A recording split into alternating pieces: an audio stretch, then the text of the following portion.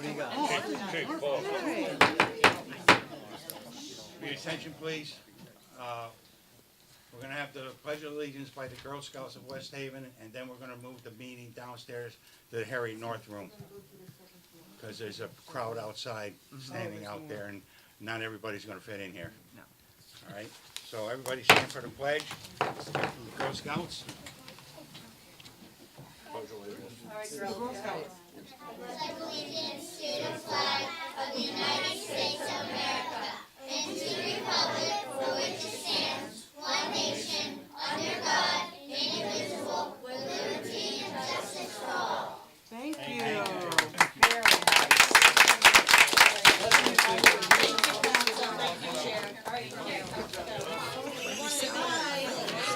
Bye. Thank you for coming. Come again.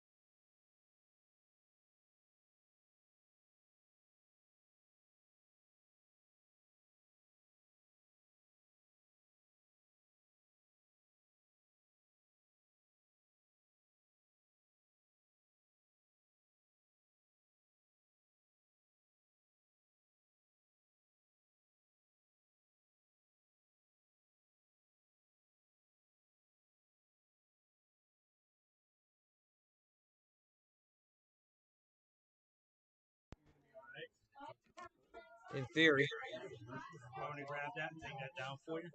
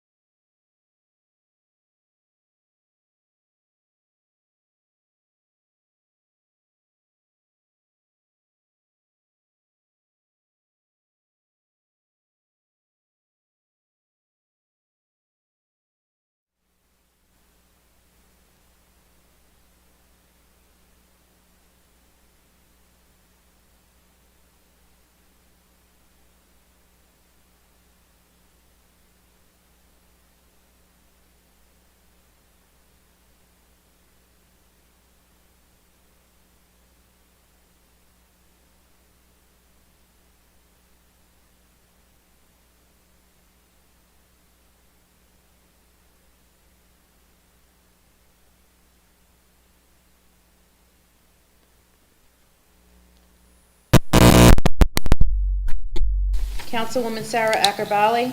Councilwoman Sarah Ackbrally, 3rd District, present. Councilman Mitchell Galignano. Councilman Mitchell Galignano, 4th District, present. Councilwoman Robin Watt Hamilton. Councilwoman Robin Watt Hamilton, 5th District, present. Councilman Victor Boras. Present, Councilman Victor Borges. Councilman Robert Bruno. Councilman Robert Bruno, 9th District, present. Councilman Stephen Johnstone. Councilman Stephen Johnstone, 10th District, present. And Chairman Peter Massaro. Chairman Peter Massaro, 6th District Councilman, is present.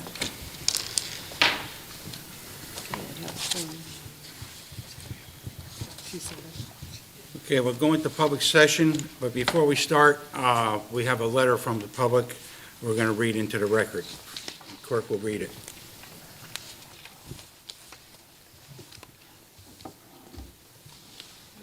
It's from Arminia Gayata, from 58 West Walk.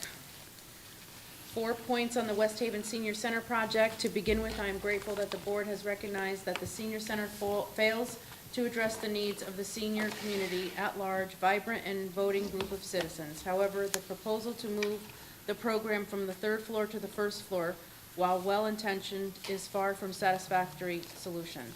As I see it, raising the quality of senior services to the standard found in this area means addressing these specific points. A, inadequate programming and staffing. B, substandard facilities, small windows and poor lighting which make it unwelcoming atmosphere. C, no parking and poor transportation, not even a bus line. D, isolation of seniors from other community programs.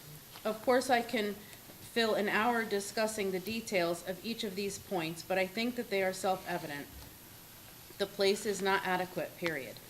It is not my place to outline a complete program, but I do encourage the members of the town council to, at the very least, take these 2 steps. 1, commission a study of senior services in West Haven, one that can make recommendations for locating and properly integrating the services.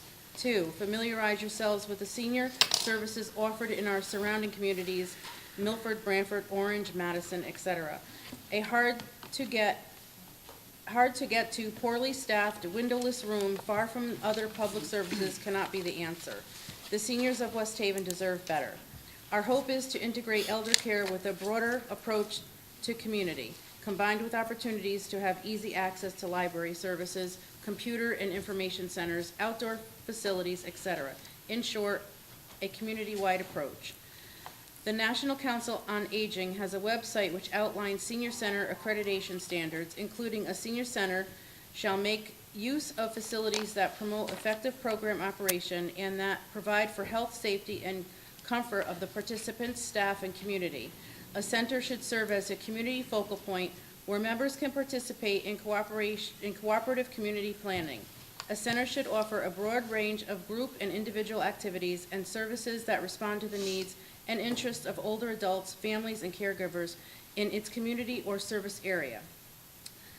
The link for the National Council on Aging is http:/www.ncoa.org/article/NISC Senior Center Accreditation Standards Overview. Since the beginning of civilization, senior citizens have played an essential role in society. Seniors historically represent wisdom earned through their life-filled experiences.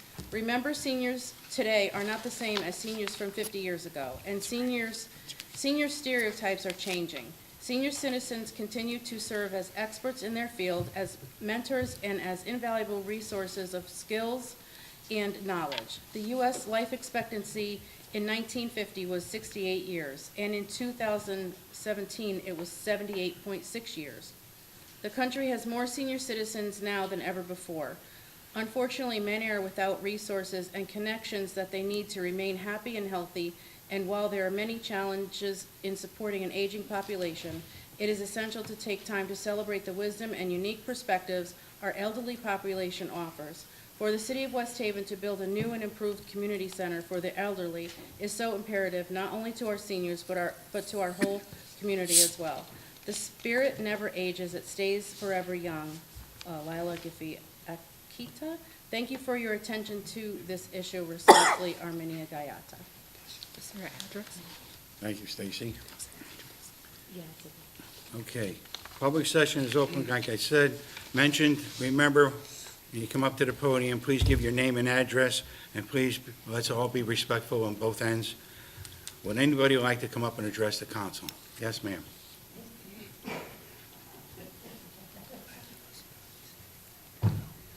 Hello. Have to put on the reading glasses.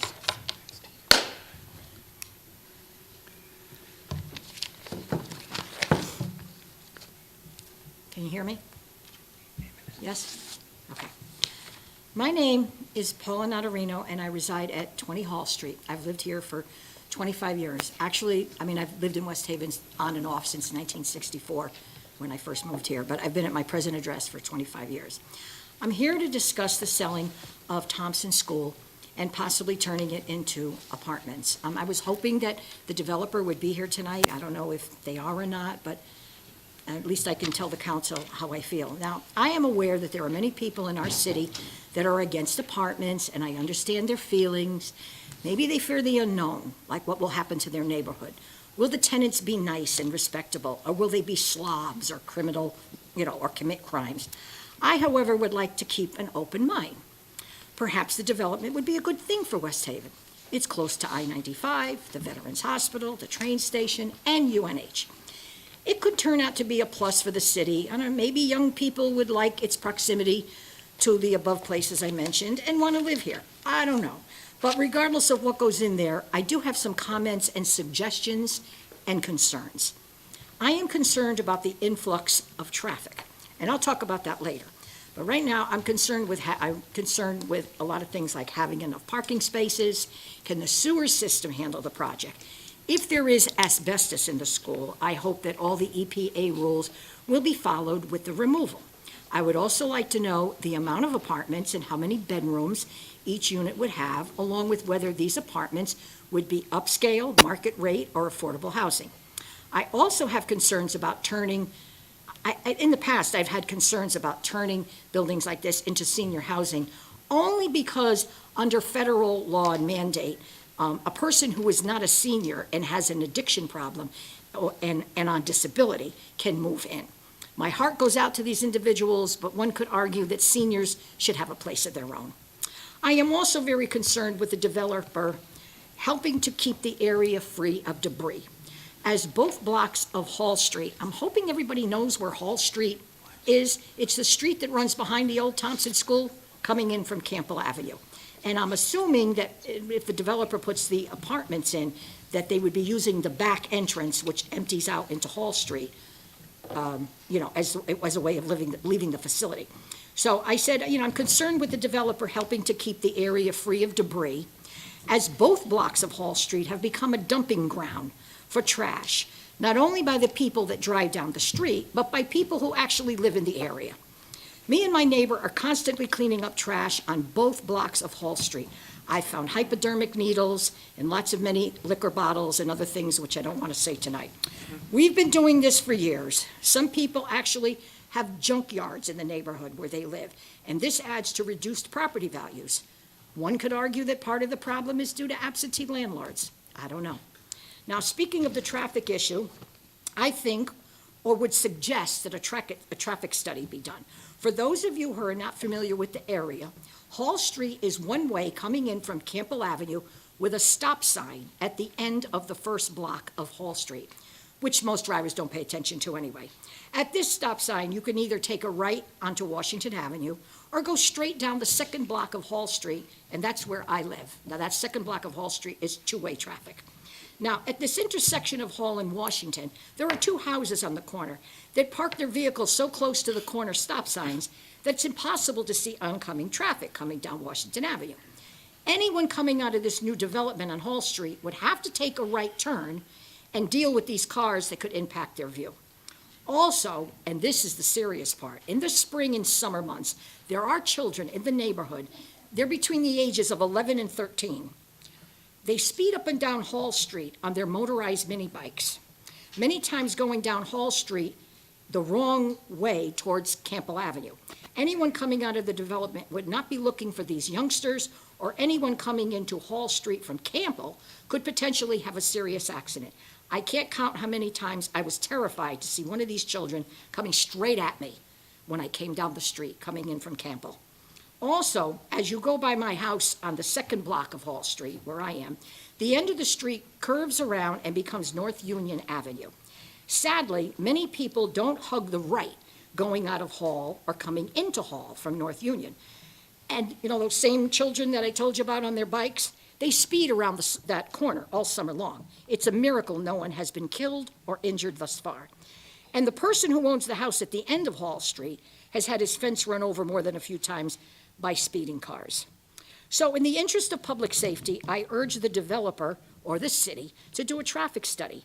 Maybe put in speed bumps or change the one-way street. I don't know. I don't know what the answer is. But my biggest concern is that whoever buys the school and whatever they put in there, they don't turn into absentee landlords. We have enough of that in our area already. All I ask is that they respect our neighborhood and put safety first, because I don't want to have to stand up here down the road and say, I told you so. Thank you very much for all of you. Thank you, ma'am, for your comments.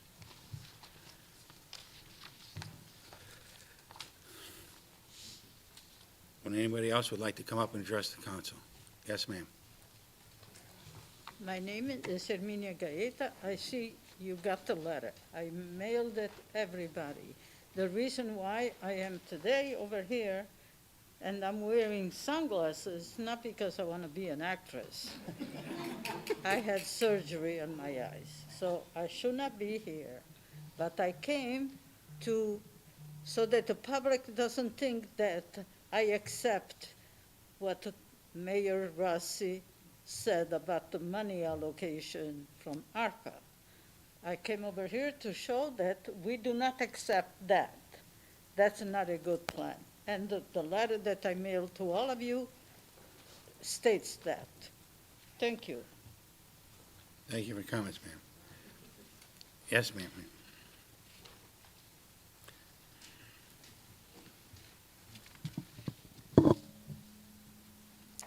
Good evening, council member. My name is Fatima Aldoud. I am a resident of West Haven at 62 3rd Street, West Haven.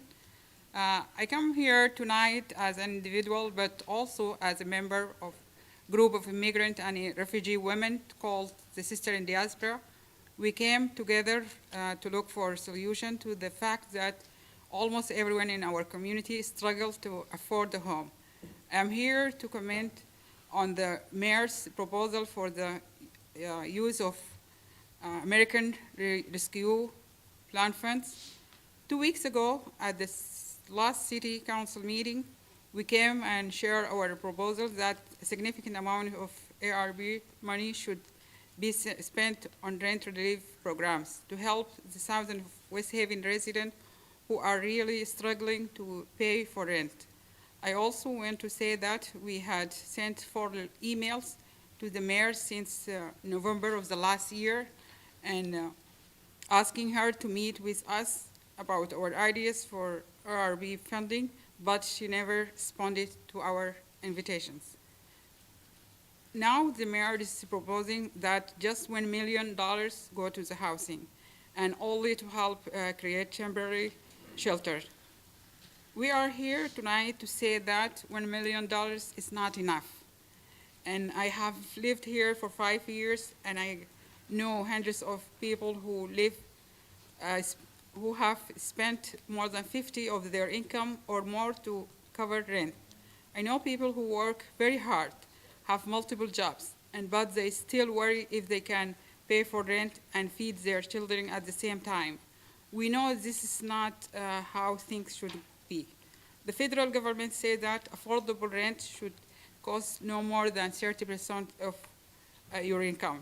It causes numerous emotional and financial and physical stress in people who, when every day they have to worry if they will be able to keep their home for the next month or not. It is terrible to have to tell your children that they need to sleep with 3 or 4 of their siblings in the same room because there is no more money for a bigger apartment. We know this issue affects not just immigrants, but all people who are working class, and especially people of color, who make about 53% of West Haven residents. With the pandemic, this problem of housing has only gotten worse as people have lost their jobs or getting their hour cut. The American Rescue Plan was designed specifically to help Americans recover from the economic effects of COVID-19.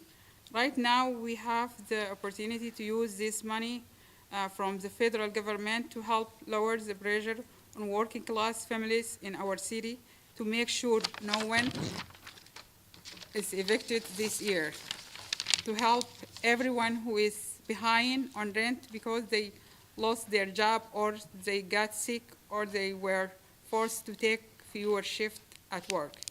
Housing is a basic necessity of human life that thousands of West Haven residents struggle with, and yet we do not see housing treated as priority whatever in the mayor's proposal. We ask the city council to really consider what's $1 million achieve. How many people will really feel the effects of this investment? We believe these are important projects.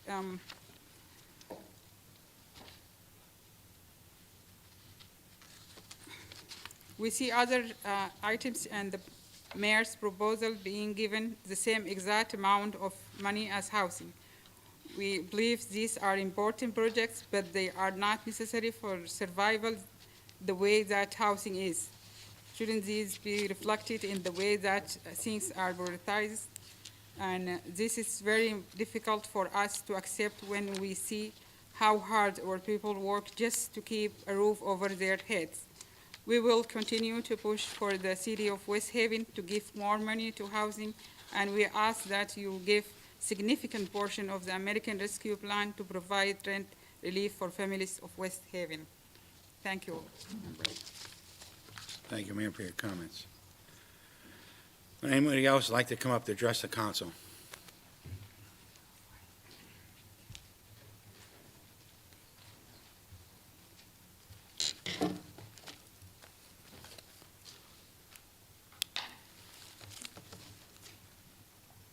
Good evening to the committee, mayor, and the residents of West Haven.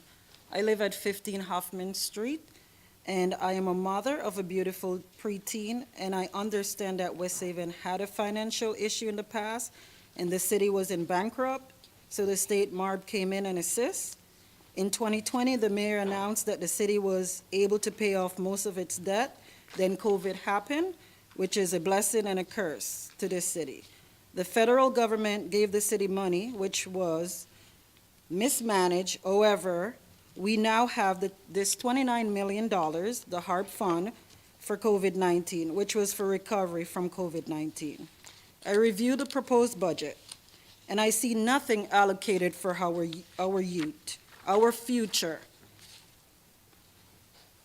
Our youth need to have a place to go. And with that said, I believe we need more than an art center. We need a rec center for our youth to have a community to go. West Haven has a issue with preteen pregnancy and also violence for our youth.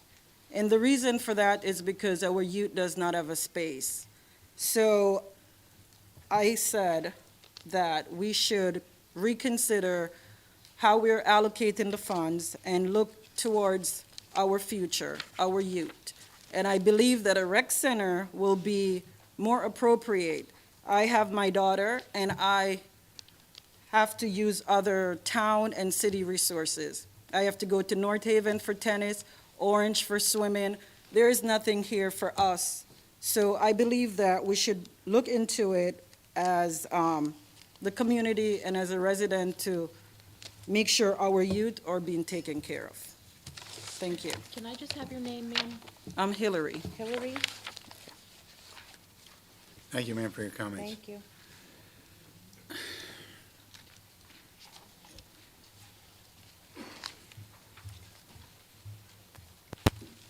Good evening. My name is Paige Weinstein. I live at 20 Platt Avenue. I also own a business on the Boston Post Road, and we've been there for 38 years. I know that in tonight's agenda, we're going to be talking about the police department, and I would just like to give my opinion. My husband and I have been a member of this community as a business owner for years. We've had a lot of interaction with the police. We have a business. We see people come in and out, as well as the fact that we get to know them. I can tell you that I've never had a scenario where I've called 911, I've needed help, and I've needed to wait an excruciating amount of time. When we decided to build our house at 20 Platt, we did that because we believe in this town. We believe in the future of this town. This is an amazing town. The beach is spectacular. We have the best. People don't even know that we have the best. What I want to just tell you is the fact that we have to worry about retention of our police officers, as we talk about bringing in more apartments, that means more people are coming in. It doesn't mean that they're going to be people that are going to create crime, but it means that there's more people for us to manage. And I really, really request that we seriously look at the budget and not just automatically say, well, the ARP funds is going to bring their salaries up to other communities. Right now, we are training police officers, and they're leaving. I mean, every other town has to be saying, oh, yes, West Haven is going to train them for us. And we lose them. And I just think that, number one, having the retention of the police officers, number one, we should be paying them what they should be making, what they deserve. Number two is the retention. That's how they're going to get to know the people in the community. This woman before me talked about youth. The other part of this that would be wonderful is the idea of having enough police officers so that we can have a program at basketball courts, we can have a program at the tennis courts, and they can know the students, even whether it be like the old-fashioned Explorer program. I don't know whether the police have the Explorer program, and where the children become part of the community. So I just really, seriously, I request that you look at this and see what we can do, because without some type of check and balance, our community is going to really, really take a dive. And it's amazing, and we all want safety. There's no one here on the committee that doesn't want to feel safe, whether it's the idea that in CVS over on Jones Hill Road, just a matter of a couple weeks ago, a woman was walking into the CVS and she got mugged, her purse was stolen. And that's not saying that if the budget was where it should be, that would not have happened. However, we need to recognize that times are really, really tough in this world right now. As the gas goes up, and it doesn't matter what side of the political arena you sit on, as the expenses go up, there's less money, and it makes people do things that they shouldn't be doing. And if we don't have the checks and balance where we have police officers that are part of our community and not just have a constant turnover, we have an amazing, amazing force right now, and we just need to take care of them. Thank you, ma'am. Anybody else would like to come up and address the council? Yes, Mr. Pelletier.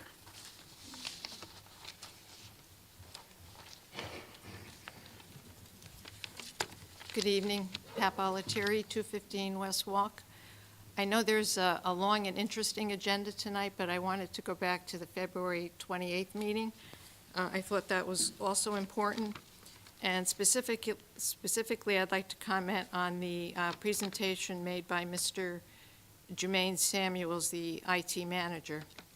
Having worked in corporate IT for over 35 years, I was alarmed by this presentation. Because can you imagine what it would mean to the city to lose essential files and not have a backup? Or to experience a single point of failure and not have redundancy? But I was also encouraged because Mr. Samuels is taking steps to move IT in the right direction. Steps like better authentication of users, backups and redundancy, and getting everyone on the same version of Windows. But 2 people in the IT department are not enough. Even the MARB said that resources need to be put into IT now. There's a large installation at City Hall, not to mention remote locations such as Public Works. Mr. Samuels mentioned security as his #1 concern, and he expressed a sense of urgency about it.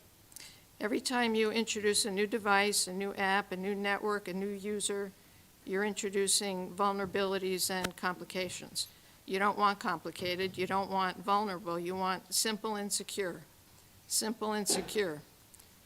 For example, the system Mr. Esposito uses to keep track of credit card expenses, he also spoke about that on February 28th. It's simple and secure manual record-keeping system. There are so many different specialties that have to be covered by an IT department. And in a typical day, a lot of time is spent fighting fires. That's why it's so important to have enough of the right people so that you can fight the fires, cross-train your people, and still have enough time to make progress and not go backwards.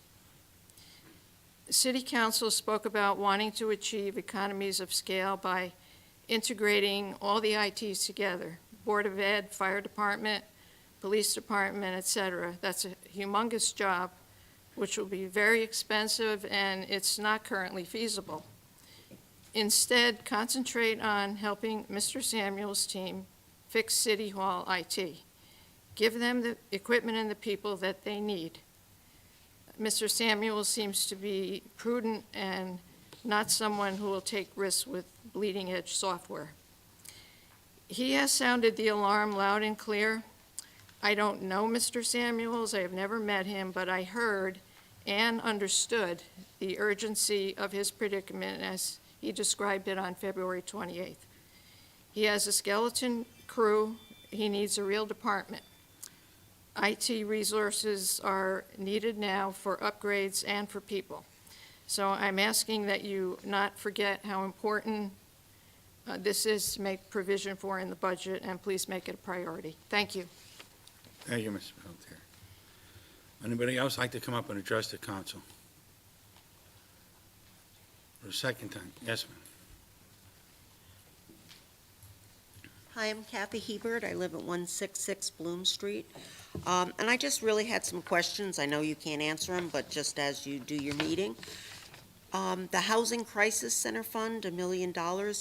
In previous meetings, there was some talk about a shelter being run by Vertical Church. I was just curious if that was included in this $1 million, because I know they were quite passionate about that. I'm really happy that we might have a recycling, reuse, not dump, but transfer station, for lack of a better word. But I do have a question. In talking to some of the garbage recycle people that pick up my trash and recycle, they're telling me that everything's ultimately, even though we wash and separate everything, that ultimately it's going into regular garbage, and City of West Haven is being charged for it, that we're really ultimately not being truly recycling. So, hopefully we can work on that, because it's annoying to wash everything, separate it, and then have them tell me, yeah, it all goes in the same place. And I don't understand this, and you can explain it later. The FEMA PA SL rejection backup contingency for $450,000.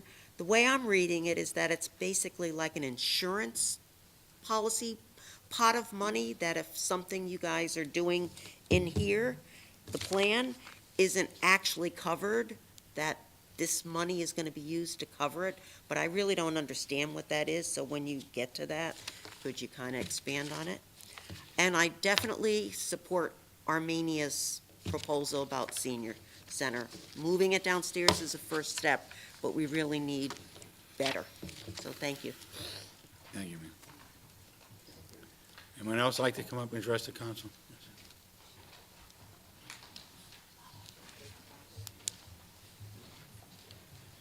Good evening. My name is Andy Weinstein. I live at 20 Platt Avenue. My wife spoke a few minutes ago about the importance of our police and the great job that they do. And I'm a businessman in town. From a business perspective, it's almost irresponsible to keep spending $100,000 to keep training our officers and then have them leave in a short period of time. My understanding is several have left in the last few months, and several more can leave at the end of this year. Each time we hire someone, it costs, or train someone, it costs us $100,000. we're talking about a shortfall of maybe $20,000. And I think it's imperative that we offer the wages to our officers that our competing towns offer. Otherwise, what's been happening, I understand dozens of people have left over the last 10 years or so. The other thing that's important that I want to mention is that not just ARPA money be used for this, but this has to be eventually written into the budget. Because if we just use ARPA money, that money will be gone, and we won't be able to sustain the payroll increase that we should be offering. So I just wanted to mention those two things. Thank you. Thank you, sir.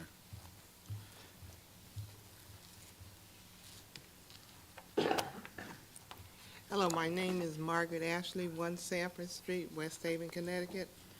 I'm standing before you. One thing, number one is taxes. When you go to the tax office and you get your statement, what is district taxes?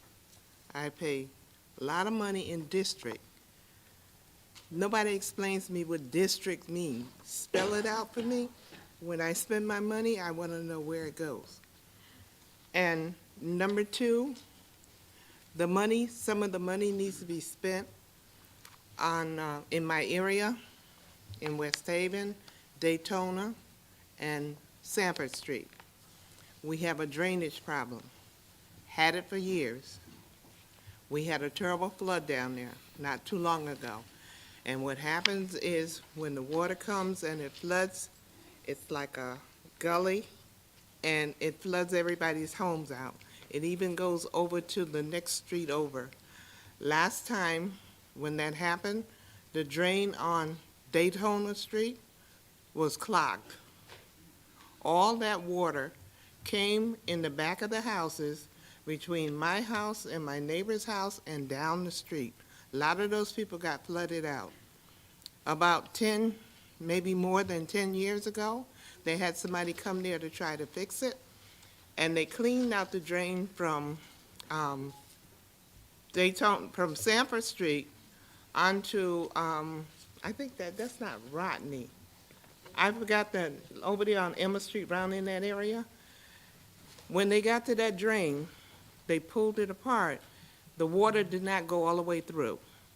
They were supposed to come back and probably have to dig the street and unclog that whole street so the water go through so people don't have no floods no more, because people are losing a lot of their property for those floods. So it'd be nice if you come back and fix that. And another problem, I have a tree, a big tree on the corner of Daytona and Sanford. About 20, I've been living there about 42 years. About 20 years ago, my insurance company wrote me and told me I have to get that tree fixed. Well, I came to the city, not the tree, the sidewalk, because the sidewalk is a lift, and when people come down handicapped in wheelchairs and stuff, they'll fall over. So when I told the city and gave them the letter the insurance company gave me, they did come and fix the sidewalk. But now the sidewalk is lifting again. I think the tree has to go because it's overgrown, and if it keeps coming up and somebody trips there, it's not my tree, it's the city's tree. So I'm not getting sued. So I would like for y'all to fix the tree, please. Thank you. Thank you, ma'am. Anybody else would like to come up and address the council? Mr. Hickey. Oh. Yes, ma'am. Hello, Samantha Violante, 9 Highview Avenue, West Haven. I'm here tonight to make an announcement, but also to say I am in favor of the funding for the Arts Center.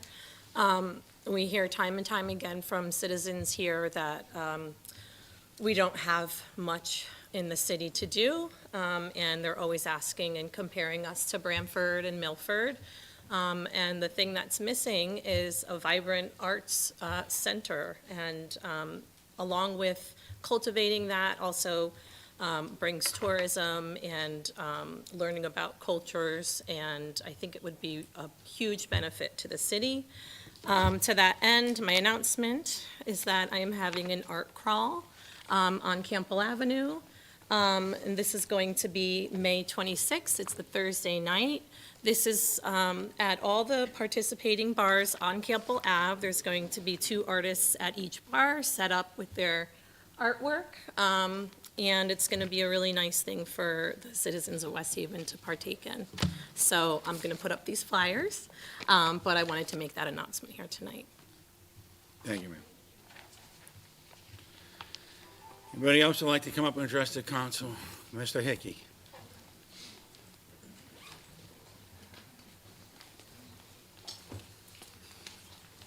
Michael Hickey, 32 Bungalow Lane. This is what happens when you get a society that wants everything given to them. I've sat here and listened to people that want, and want.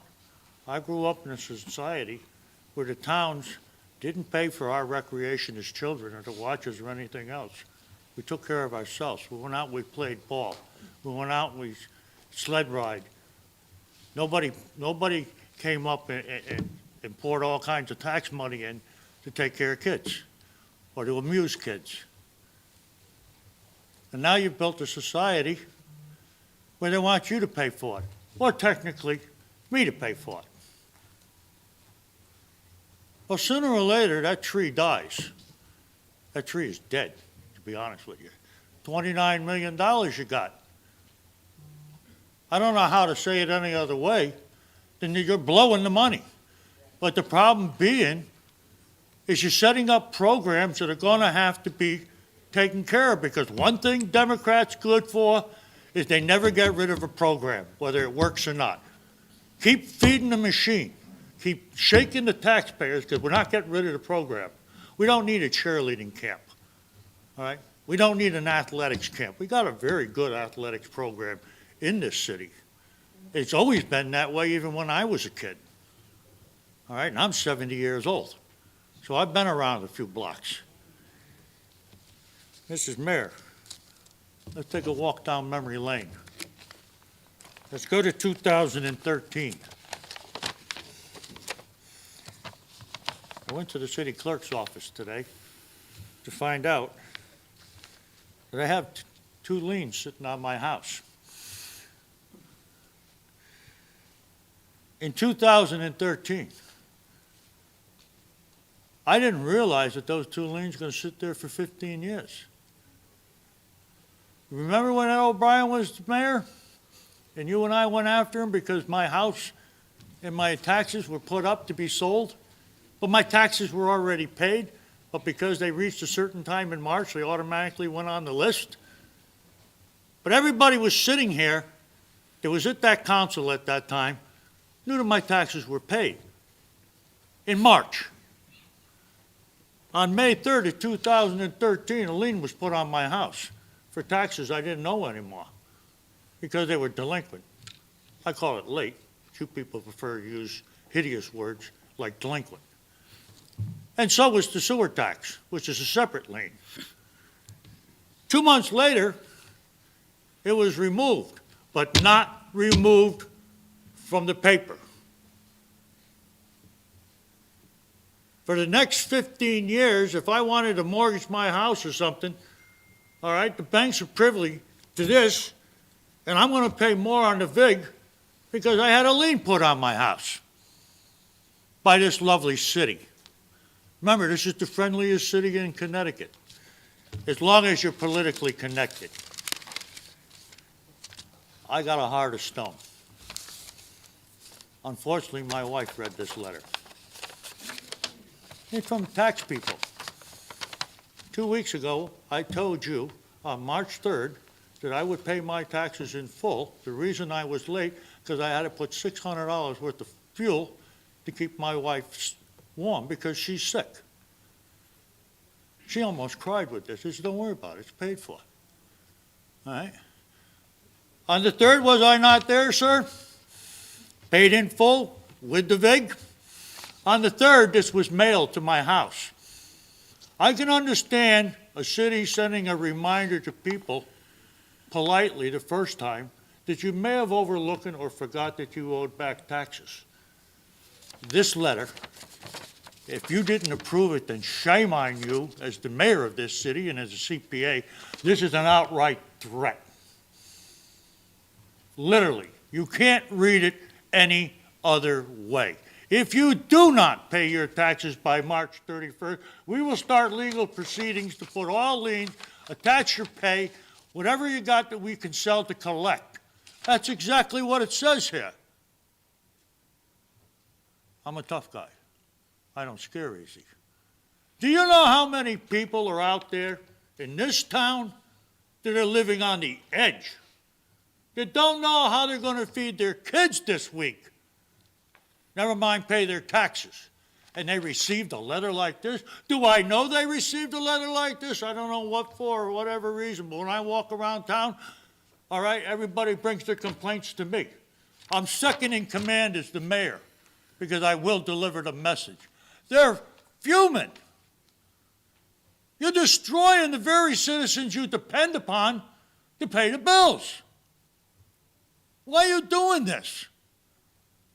Stand up and pay attention. If I was the mayor, I would never, on the first notice, allow a letter like this to go out. I'm not interested in the buildings. I'm interested in the very well-being of the people that live in them. But yous aren't. And you haven't been for a very long time. I went down to get a building permit for a ramp for my wife, and I was talking to a contractor, and he said the taxes in this town are outright ridiculous. He said, you got to pay permits for everything, including for an appeal that I wasn't going to do. But the remark I got from the girl that works that I'm paying for was, if they don't like it, sell your house and we'll get somebody else to pay the taxes. That's disrespect. This was nothing more than a political move in 2013 because I didn't like the idea. You agreed with me then, and then the year that you became mayor, did the same thing. You're selling people's liens so you can make a profit on top of getting the money so you can balance your budget. So at $165 or $166 million, you still haven't got enough money to run a lousy, stinking little town like this. And then you go and brag, oh, we're in the black, we got a rainy day fund. Did you pay the $25 million that we bonded when you first became mayor? Because of deficit 17 million plus things that we bought when we couldn't afford it? Because if that isn't paid off, you're not in the black. If my bills aren't paid in full, I'm in the red until they're paid in full. I might be paying my bills, but I'm not in the black. So needless to say, all the unions in back of me have heard you got extra money. And they want it. And they're going to do whatever it takes to get it. This is what happens. You should have listened to Roosevelt when he said, public workers cannot be unionized. They do not work on a profit. If they want a raise, you got to take it from the people that actually work. I don't want to hear, well, my start pay is $54,000. Most of the people in this town, that is their top pay, is $54,000. And they don't have any benefits. I never had a retirement plan, all right? And I'd be lucky if I had a health plan. You can't do this. You need to talk to the tax lady. I'm really starting to believe what the word is on the street. This town don't like you. And so they're sticking it to us to make you look bad. I wasn't born yesterday. I don't believe you ever proofread this. And when you do, you'll be shocked. For a first time thing that you send out. I don't hide. I've been paying the taxes in this town, and I don't owe any taxes now until July, for 24 years. I don't like the price of it, and if I'm late, I pay the Vic and I don't complain. I don't come to this town and ask to be forgiven for the interest. That's the way business is run. Let's take a good look at your program. It's $29 million. Kiss it goodbye. All I can see right now is not only the contracts that we have to stay with and the contractual raises that are coming, which are mean mill rates are gonna go up, all right? Is crazy. The West Haven Police Department, we won't discuss that. Can I get $10,000 for the next 2 years?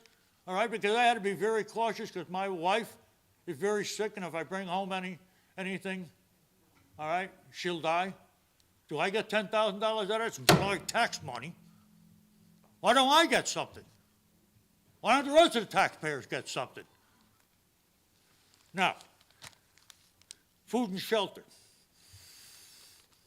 We want to buy property, invest in property to put people up, and then we got to maintain it. Don't go with the state grant. The states are going broke, all right? A vacuum. Think before you do things. If you buy a vacuum truck, men are going to have to be trained to use it and use it properly, because if they don't, they will suck up all the dirt that's down in that hole, and the next thing you know, the road falls in. If you don't believe me, go ask the people of Old Line. The kids sat there and sucked out all the dirt from underneath the road. It rained and the road collapsed. And you know what he's doing.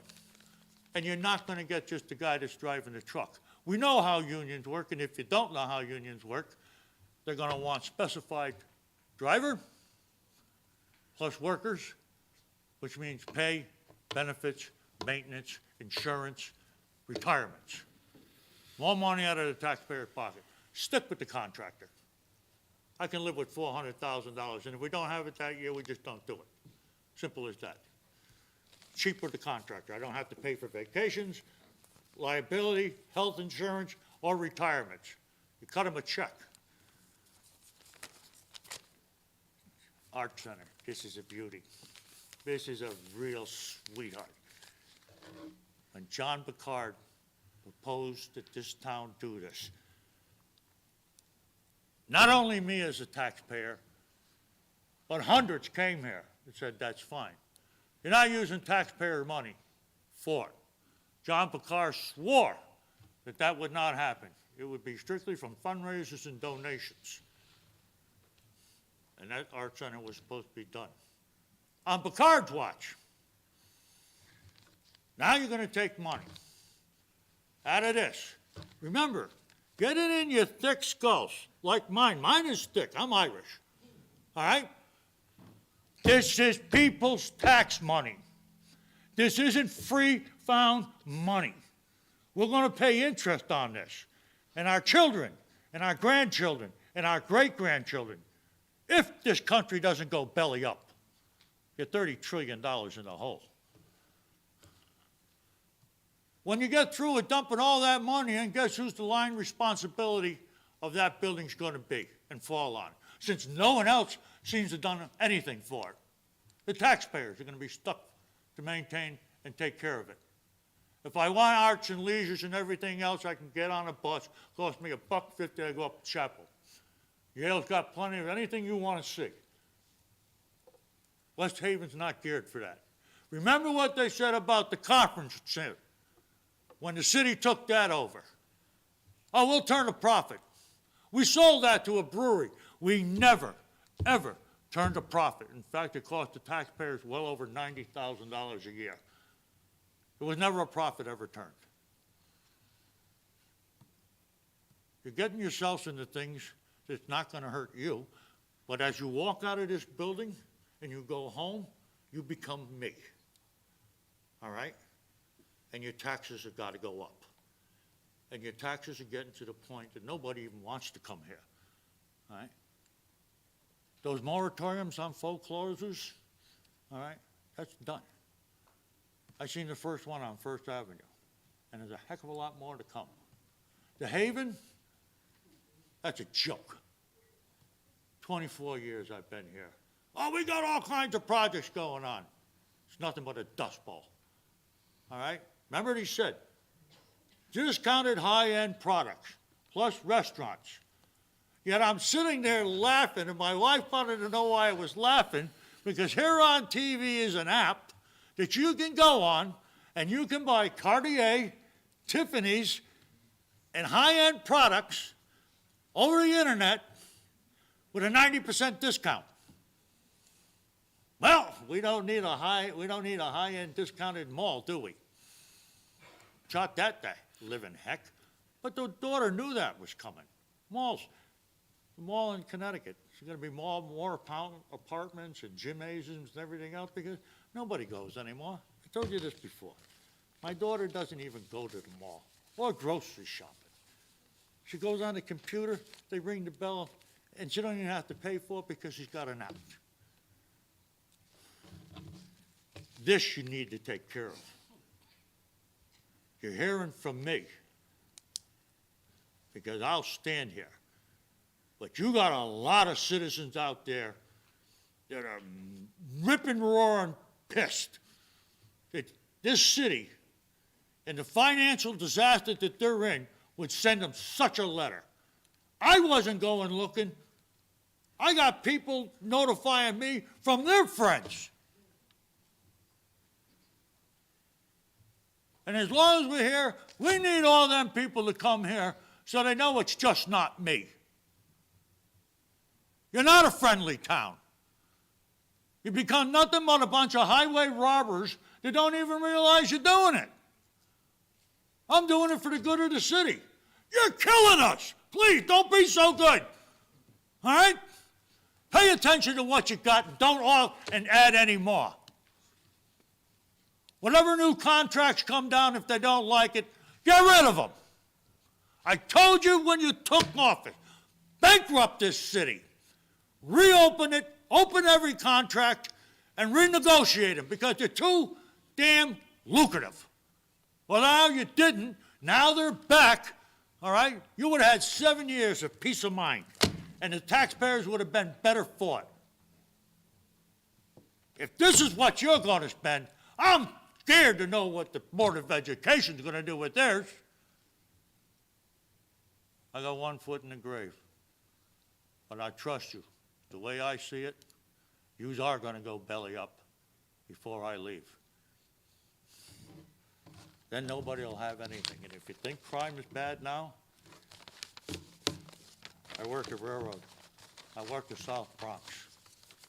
I know what desperate people do, all right? And it's come between his family feeding his family or you feeding yours, all right? If you're not willing to fight and die for it, you're dead. Simple as that. That's what you built for society because you wanted to give everything away. Here it comes, and all the police in the world isn't going to stop it. I wouldn't be a cop today for $100 million. They got a target on their back, and if they want to know why, I'm looking at the party that committed it. Defund the police. Defund the police. They're no good. They're hurting us. They're hurting us. Until somebody's got you by the throat and is about ready to rip it out, and then all of a sudden, oh, where's the policeman? All right? Yous did it. Not the Republicans. I can answer a simple question. For the last 30 years, which Republican destroyed this city and sent the mill rate as far as it? Oh, there isn't any. That's right. Because the Democrats run this town, just like the state. We're going to get a 25-cent break in the gas tax till June. Just like all you're screaming, gas is high and everything. Pay attention to what's around you. We have not stopped taking Russian oil. All right? It won't happen until June 24th. All right? Because the president, who has the power to tell them to keep their oil, won't do it. Because he wants the Republicans to vote right along with the Democrats to cancel the oil so that you all can be responsible for the price of the oil instead of the Democrats. This is all on you. Every ounce of it. 50 years I watched this state go down the tubes. And who was in control? The Democrats. My father went to the grave, a Roosevelt Democrat, Union boy. And he said he couldn't believe what you were doing to him. The more he made, the more you took. He wasn't getting ahead no matter what. Because the more he worked and the harder he worked, the more you took. And my father was the most generous man you would ever meet on earth. All right, and that's the way I was raised. I'll give you the shirt off my back and my last $5 if I believe you need it more than me. But if you're not willing to get up and go to work and do what it takes to do, then you shouldn't get it at all. Now, you better take a good look, and you better make sure that when that 25 or $29 million is gone, everything's cut off. There will be no funding of any programs of any sort, and you need to put it in writing. Because if you're not willing to put it in writing and on print, I do not trust you. You have lied to us and lied to us and lied to us and lied to us all the time. You may be a great CPA, Mr. Mayor, but you're a lousy business person. Thank you for your comments, Mr. Hickey.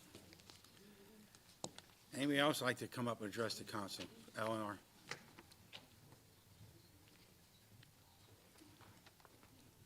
Hello, I'm Eleanor Slamba, 18 4th Avenue. I'd like to offer a shift in energy.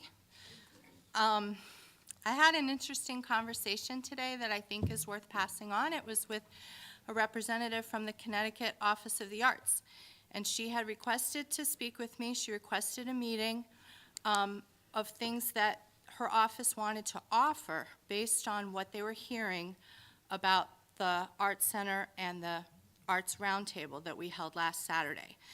And the young lady in that office was familiar with the New Haven area.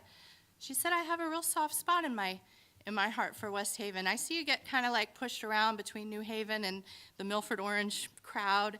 And she's like, it's your time. This is your time. And I would like to think she's telling the truth. It's wonderful that she sees that, because I know a lot of us here believe this very same thing. And what she was offering in this initial round was access to this pot of consulting funds that's designed to bring the business community, the arts community, and vulnerable groups together to kind of do some collective problem solving and brainstorming about projects they can work on together.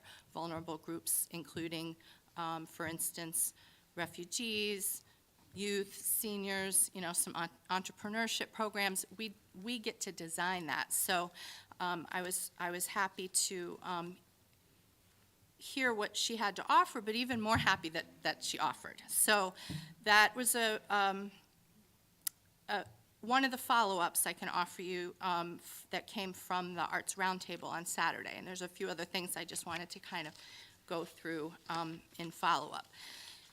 The arts paper of New Haven reported that over 100 people were there in attendance at our West Haven High School cafeteria last Saturday, and that included creative people of all stripes. And that's the thing about creativity. It doesn't just mean like holding a paintbrush. It's like how to solve problems and think in new ways. And this included people who love flowers and gardens, to ceramicists and other small business owners, champions of public humanities, and music educators in schools. People like Samantha Violante, whom you heard from a moment ago, who took it upon herself as a discretionary project of her passion and time to organize West Haven's Art Crawl on May 26th.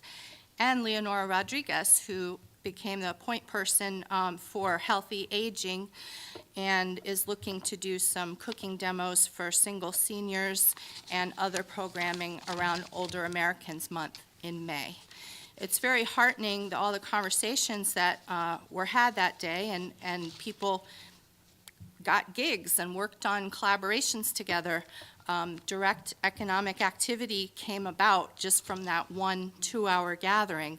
We are working together, building collaborations and partnerships, dreaming and opening doors for others, especially others for whom other doors have closed. Is this all dependent on the Art Center or the building at 304 Center Street? No. But the symbol of an art center, the location of that being in the heart of downtown, and the hope that economic development and tourism brings, is a catalyst. And just to define what I mean by that, a catalyst is a substance that increases the rate of reactions, a person or thing that precipitates an event. The Art Center is accelerating, the conversations around it even precipitating a new unity and energy among artists, cultural practitioners, creative people of all kinds, tourism and hospitality advocates. And that conversation I told you a moment ago with the staff person from the Connecticut Office of the Arts saying, now is the time. I really do like to think so. That is the power of having a catalyst in the mix. There's a lot of other things I might points to make about that funding, which maybe I'll make at a different time, but just to say that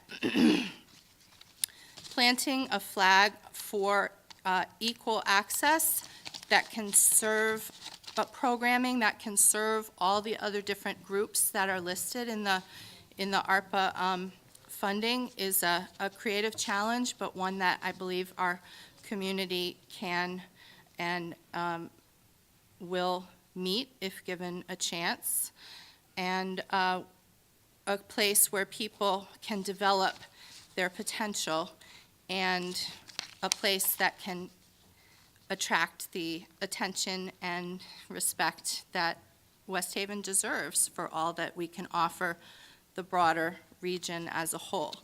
Shelley Kiala, the executive director from the International Festival of Arts and Affairs, came to the roundtable and was happy to announce that that festival is going to have a couple of events this year in West Haven, and that'll be at the University of New Haven. And she asked, hey, what's around there that I can advertise and promote? I was like, that's Allentown. That's an awesome neighborhood. Gave her links to several different restaurants and the walking tours of Allentown that we have on our city website that people took the time to prepare. I was able to offer those links to the International Festival to put on their website, so hopefully that many more people who come to those events can enjoy that wonderful part of town and see things about us that we're ready to show them and that they may not have seen before. I hope this is only the beginning. I look forward to seeing where these conversations, when backed by real investment, can lead us to create assets that will endure and last and help future generations. Thank you. Thank you. Anybody else like to come up and address the council? Yes, ma'am.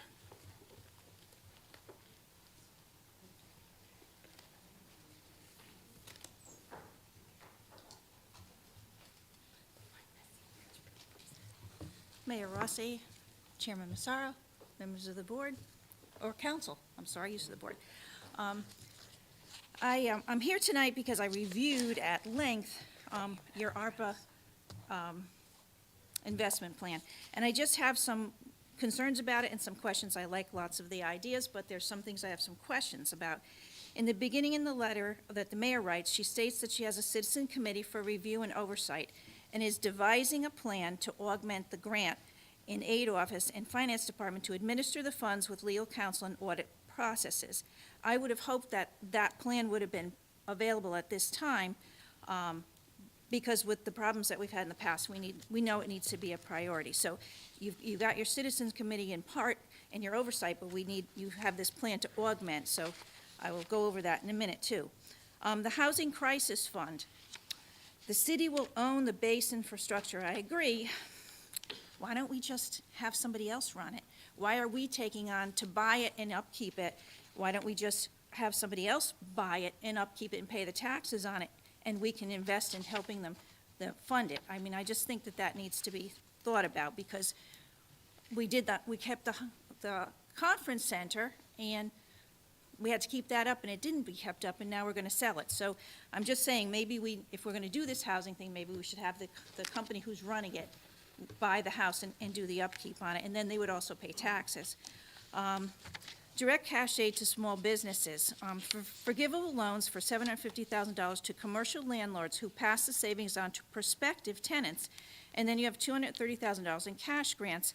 I would like to see more money go to those businesses that were affected, then to the landlords. And it says prospective businesses, so you're gonna give money to the landlords for prospective businesses. It's not really helping the people who lived and made it through the crisis, so I'm a little concerned about that. So anyway, I just think that maybe we could work on that.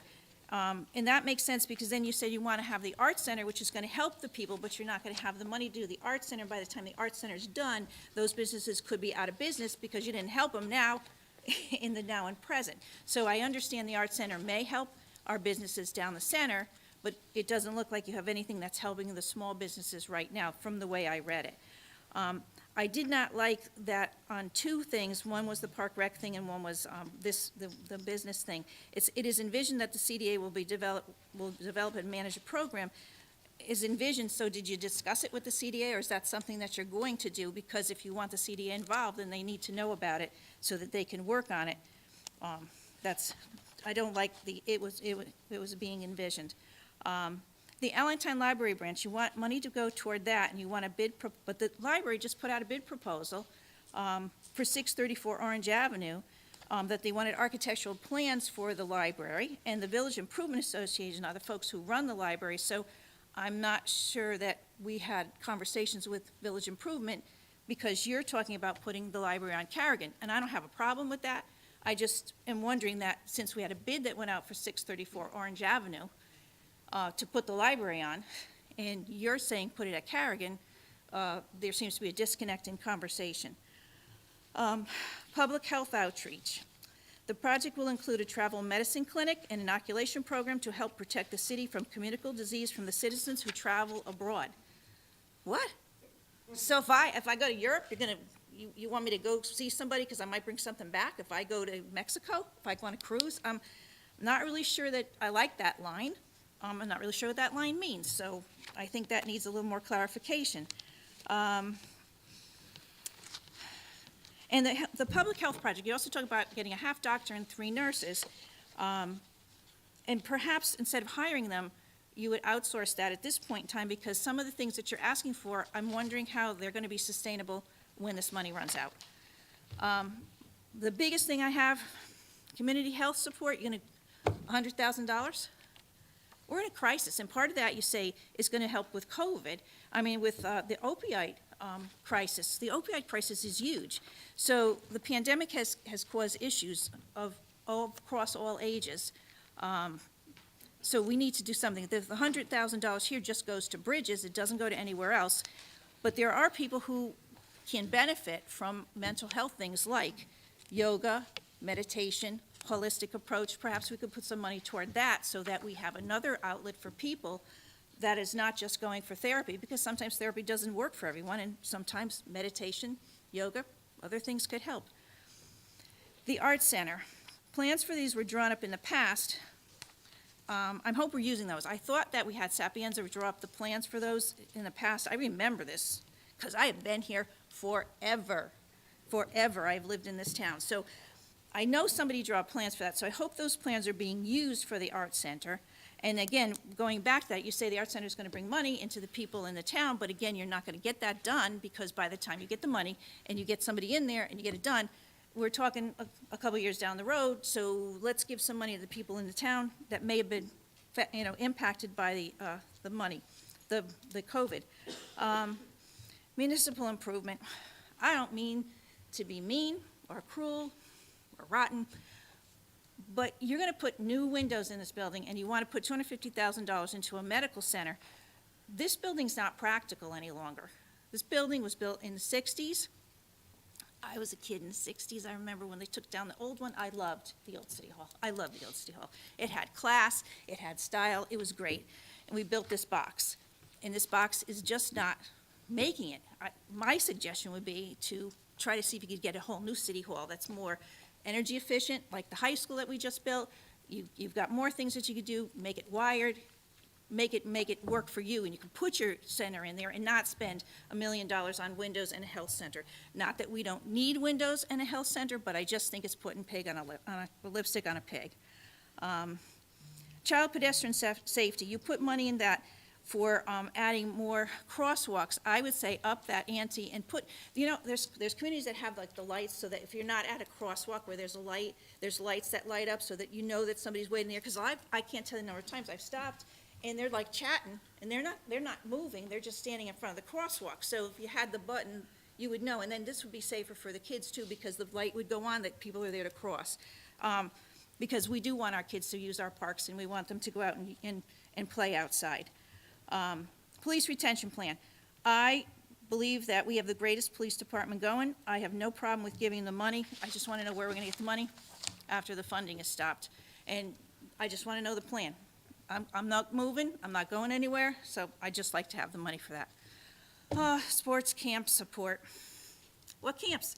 Can I go to Hamden and take a tennis? There's no details on this whole thing, and my background in special ed and being a principal in schools, we always had to have details. So there's no details. It just says you can apply for camp. So all the camps in West Haven, last year the Board of Ed ran the sports camps. Are you working with the Board of Ed on that? It doesn't say. And again, it says it is envisioned the park rec director will develop the plan. Again, have you discussed it with the park rec director? What's our plan? What sports camps are we doing? Cheer camp. We got one set just for cheer. Now, here's my problem with it. It says, the paper says, to provide free cheer camp because the program was suspended during the pandemic, depriving the participants of this activity. Yeah, well, so was band, so was drama, so was visual arts, so was choral. There's lots of things that were suspended during that time.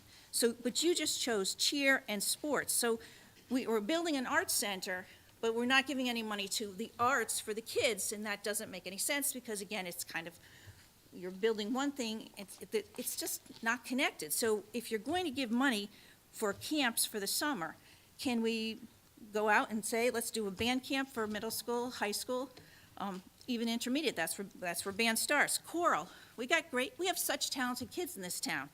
And again, it's nothing against cheer camp, it's just the way it was said, that it was suspended during the pandemic, depriving the participants of it.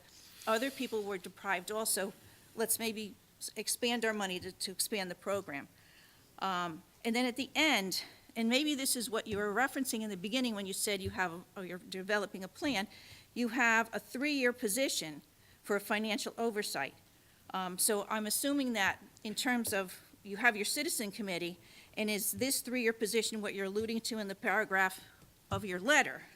Because again, it's not connected, so I wasn't really sure.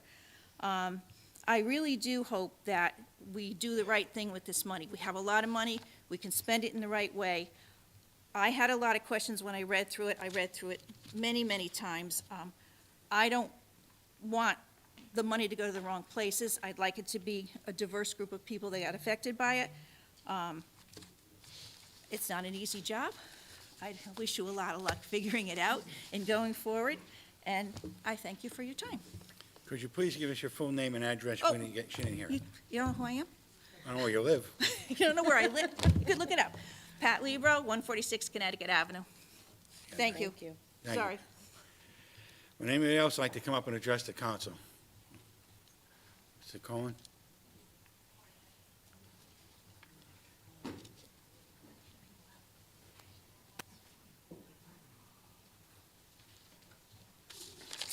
Hello, everyone. It's good to be back.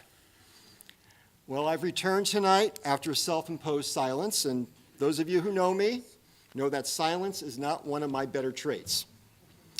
But seriously, I'm speaking as a private citizen and as a former council person this evening. I'm both disillusioned at the current state of affairs since the November 2nd election, while I'm truly, truly optimistic about our city's future. With COVID now at bay, we all look forward to getting back to some semblance of normalcy. However, getting back to normal should not be perpetuating the lingering practices that have plagued West Haven residents for far too long. Hey, at the end of the day, regardless of party affiliation, we all want West Haven to be a place where seniors, children, families, veterans, businesses can work, live, and thrive. We're all on the same page there. And with that, I just wanted to hit on 3 topics tonight. My first one was ARPA, but Pat Lieber did a tremendous job of covering a lot of the things that I was going to say, so I'm not going to rehash that. But I will say, just on the high points, is over the last few weeks, I've reached across the aisle and I've talked to both Democrat and Republican council people. But in my eyes, it all comes down to needs versus wants. You know, I'll tell you, we, in addition to the needs versus wants, we also want to make the largest impact for our very proud and diverse community. I'll tell you, there are indeed many worthy projects and programs in the proposal, and I know you have a lot of tough choices to make that you have before you this evening. But I have to also say that I agree with many of them, and I hope that some of them pass, but in maybe various different forms. However, I ask you to seriously consider the old saying, less is more. Instead of spreading out amongst about almost 30 different projects and programs, would adding more funds to certain initiatives be more beneficial? There was mention made to several of them tonight to make a bigger impact to the widest audience possible. I hope you consider this when you deliberate later this evening. Also, what was mentioned, you know, why 2 political patronage projects are included in the proposal. Furthermore, I share Councilwoman Hosky's frustration. I seriously do. See, hell did freeze over, okay? But it is, in my opinion, regrettable and inexcusable that the council was largely left out of the mayor's planning. Unlike other municipalities that embraced the council's or the alderman's direct interaction during the ARPA funding period. As I said, there's a lot of wonderful initiatives here tonight, including the Arts and Recycle Center, amongst others. However, from my perspective, and from talking to a number of people, dozens of people, these are my top 3. First of all, the police salary. I want to thank Commissioners Carano and Collins for their tireless work, their research, their lobbying to basically provide the opportunity for us to increase all the sworn officer salaries by $10,000 for the next couple of years, and then we have to make sure that is budgeted for future years. And that's going to mean economic development amongst other things. But this is long overdue. I know that when I came in the council, I can tell you January 2020, when the pension was first brought to me as a new council person and the council on the board, one of the questions I had on the record was, what about the salaries? And at that point, at the time, Mayor Rossi gave me permission to go to the Connecticut Conference of Municipalities and to ask for, to commission a report of comparisons, and it confirmed all our thoughts. Yeah, we're well behind everyone else, you know? And that's what we did, and so I'm so glad to see that we have the opportunity to do a game changer, not just for the salary which they richly deserve, but to make our streets safer, make our children safer, make our community safer, eliminate blight. This is a blessing. Please pass that part. The next one, again, biggest impact needed, stormwater management. I would beseech you to please consider adding to this line. It is going to make a long-term impact for generations. I mean generations in terms of the quality of life for people that work, live, and thrive in West Haven. I am talking about real estate values. I am talking about not just that, but how many of us, when we, you know, if it's once, twice, 4 times a year, when you get your insurance premium bills, it's because of some of the flooding and other things that are happening. This is going to be a game changer to basically, if you have the opportunity to consider enlarging that one. And the third one, and they're all hard choices. I get it, believe me. I wouldn't want to be in your seat. I will have been in your seat, and now I'm out of your seat. But the last one, infrastructure. Please, infrastructure. I understand and I appreciate and I respect that there's $2 million put in there. I also appreciate and respect that there might be, or there will be, but we don't know yet, other infrastructure grants or federal funding that may come to us. But honestly, should it be the rising costs of putting in roads and bridges and fixing those things? $2 million can go a long way.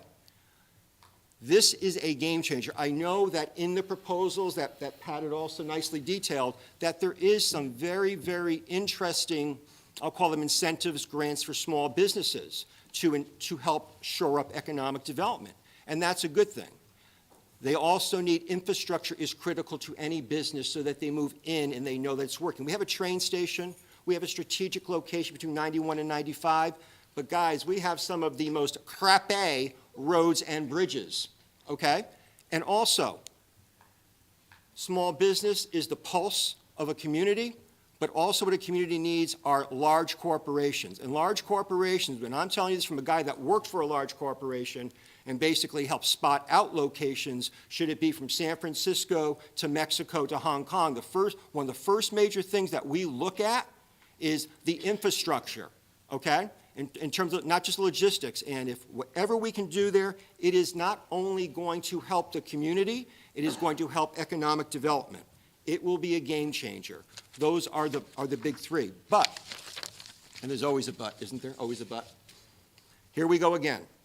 The state and federal government is granting us $29 million, which we are all grateful for. This will be transformational to our community. However, we need to ask ourselves, can we help ourselves? Can we help ourselves? Given our track record, we must be accountable with the funding and not repeat history. That brings me to economic development.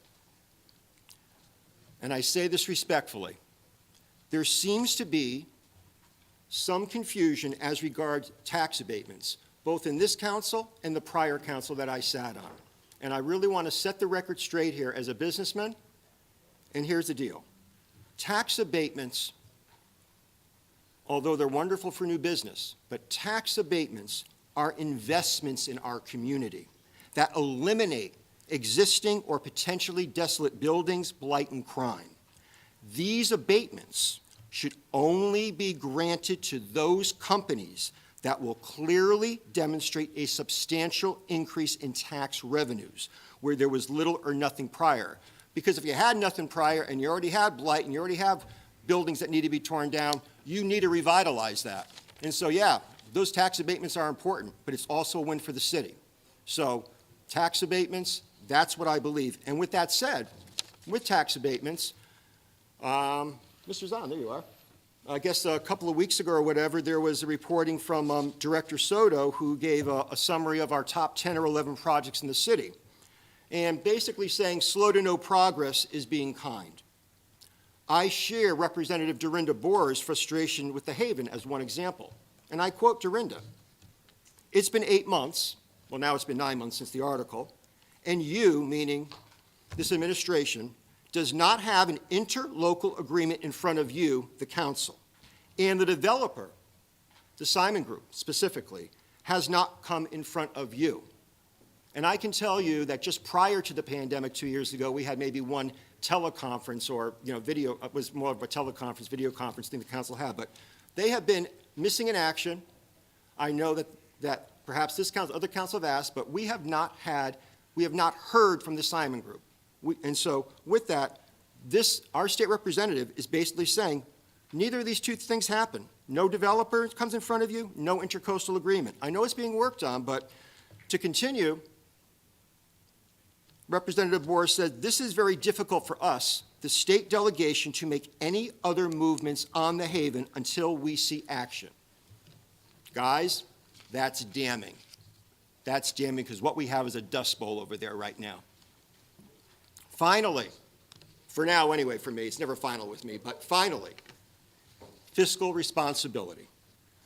I take this time to agree with Councilman Galagnano, Councilwoman Hosky, Councilman Quagliani, and others, and a few others up here that strongly voiced their concerns as regards the recent credit card debacle.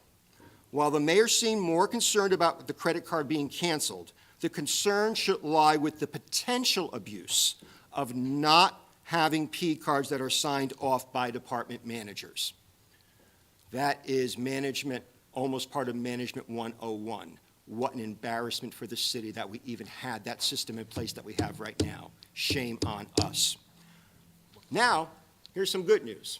We now have a new finance director, Mr. Jackson. I don't know if Mr. Jackson's in the audience, but I just want to say, if you're here, I and many others wish you success in cleaning up the mess of this administration.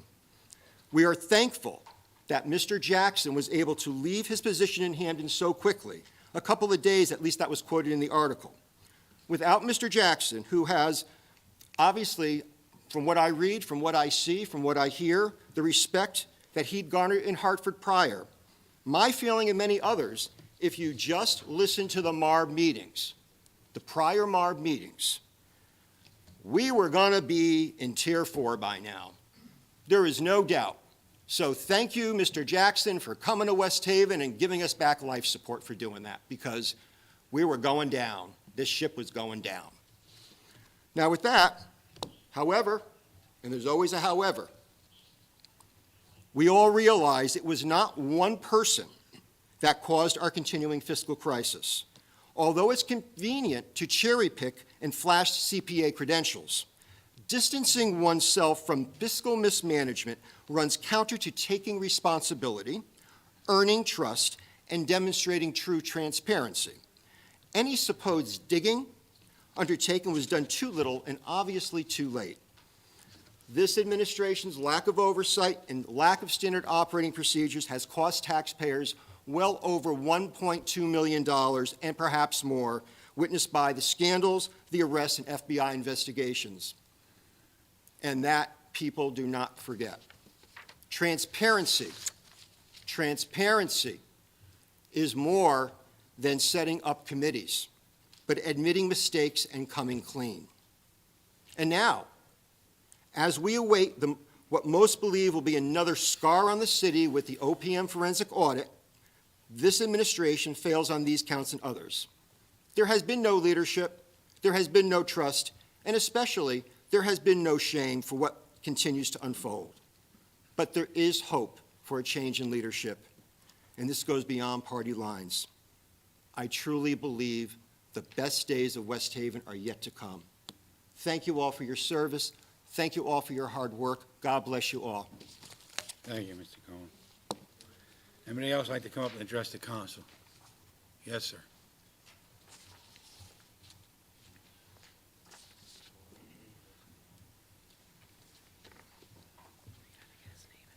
Good evening, Mr. Chairman, members of the council, Mayor Rossi. My name is Tony Giannatasio. I'm a neighbor.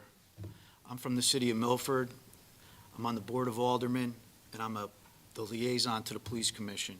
I'm here, the purpose of my visit tonight is to support our fellow police officers who are all here tonight in the back with their $10,000 increase. I think it shows that we support them, they deserve it, it's long overdue, and it will bring parity to the surrounding towns and cities, as you know. We, as a city of Milford, I can tell you firsthand, our struggle is retention as well. These officers right now are working double shifts. The department is understaffed, and we can't fill the positions fast enough. So as a neighboring city, I implore you, I urge you to please support that. That's before you tonight. And thank you for allowing me to speak. I truly appreciate it, and thank you for your public service. Thank you. Thank you.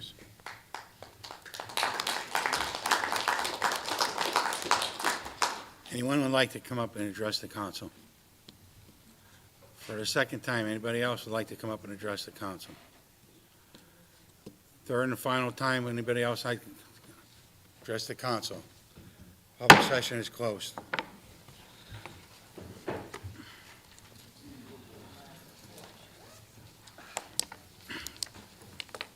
Now we'll do our regular meeting and approve of the minutes for February 23rd, 2022. Do I have a motion?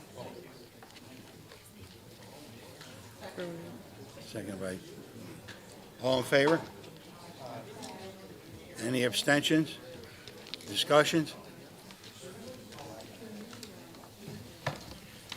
Any opposed? Any abstentions? Motion passes. Approve the minutes for February 28th. So moved. Second. Excuse me, I have one thing I'd like to amend on the 28th. On Under legislative matters, the communication from Patricia Bolletary should read held, Which meeting is that for? the 28th. 28th? Yep.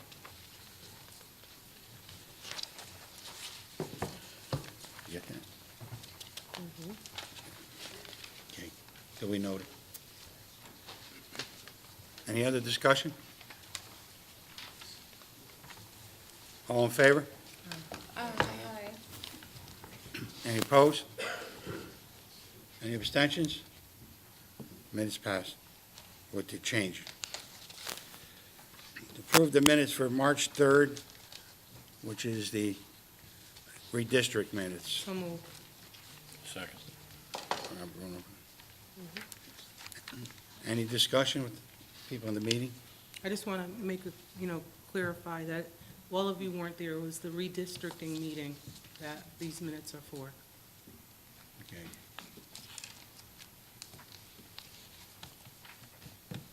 So all in favor?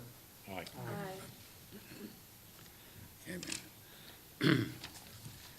At this time, I'd like to move new business before we start the communications. I have a motion on that. Motion. Thank you. Second? Second.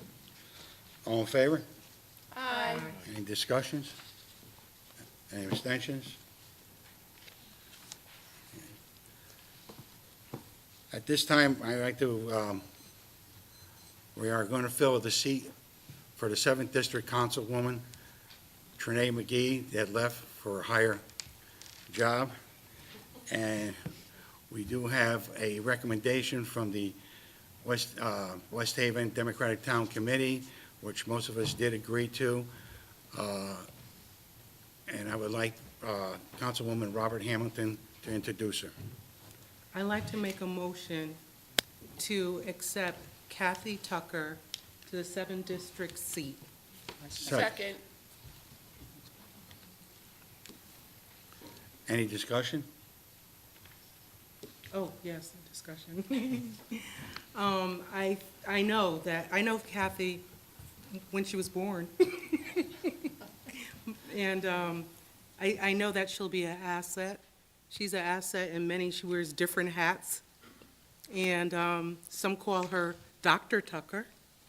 Some call her Nurse Tucker. Some call her Mom. I call her friend and god sister. And I know for a fact that she will definitely do the 7th District and the council as whole a lot of justice. Thank you. Anybody else? Can I say something? I just want to say that I know Kathy Tucker. She's a woman of integrity, and she's a hard worker. And I think that, I'm honored to have her sit here in the 7th District, and I vouch for her. She is a wonderful woman. Thank you. Anyone else? I'll have to say, I know Kathy Tucker for a long time, too.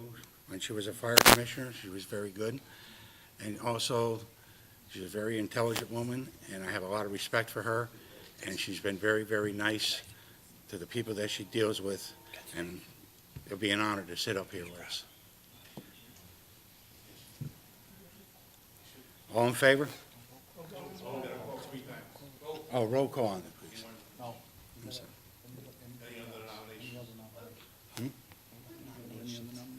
Oh, any other nominations? Any other nominations for the 7th District? Or the last time, any other nominations? Nominations are closed. Now I'll have a roll call. We have Councilman Quagliani is absent. Councilwoman Colleen O'Connor. Yes. Councilman Gary Donovan. 100% yes. Councilwoman Bridget Hosky. Absolutely. Councilwoman Melly Garthwaite. I'm going to abstain. Councilwoman Sarah Ackerbally. Absolutely, yes. Councilman Mitchell Galagnano. 100% yes. Councilwoman Robin Watt Hamilton. Without a doubt, yes. Councilman Victor Boras. Absolutely yes. Councilman Robert Bruno, Yes. Councilman Stephen Johnstone, I'm going to abstain as well. and Chairman Massaro. Most definitely, yes.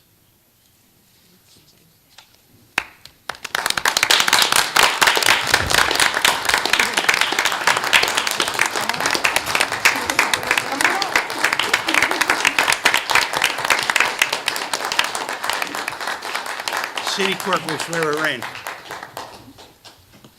Patty, you want to swear Kathy in?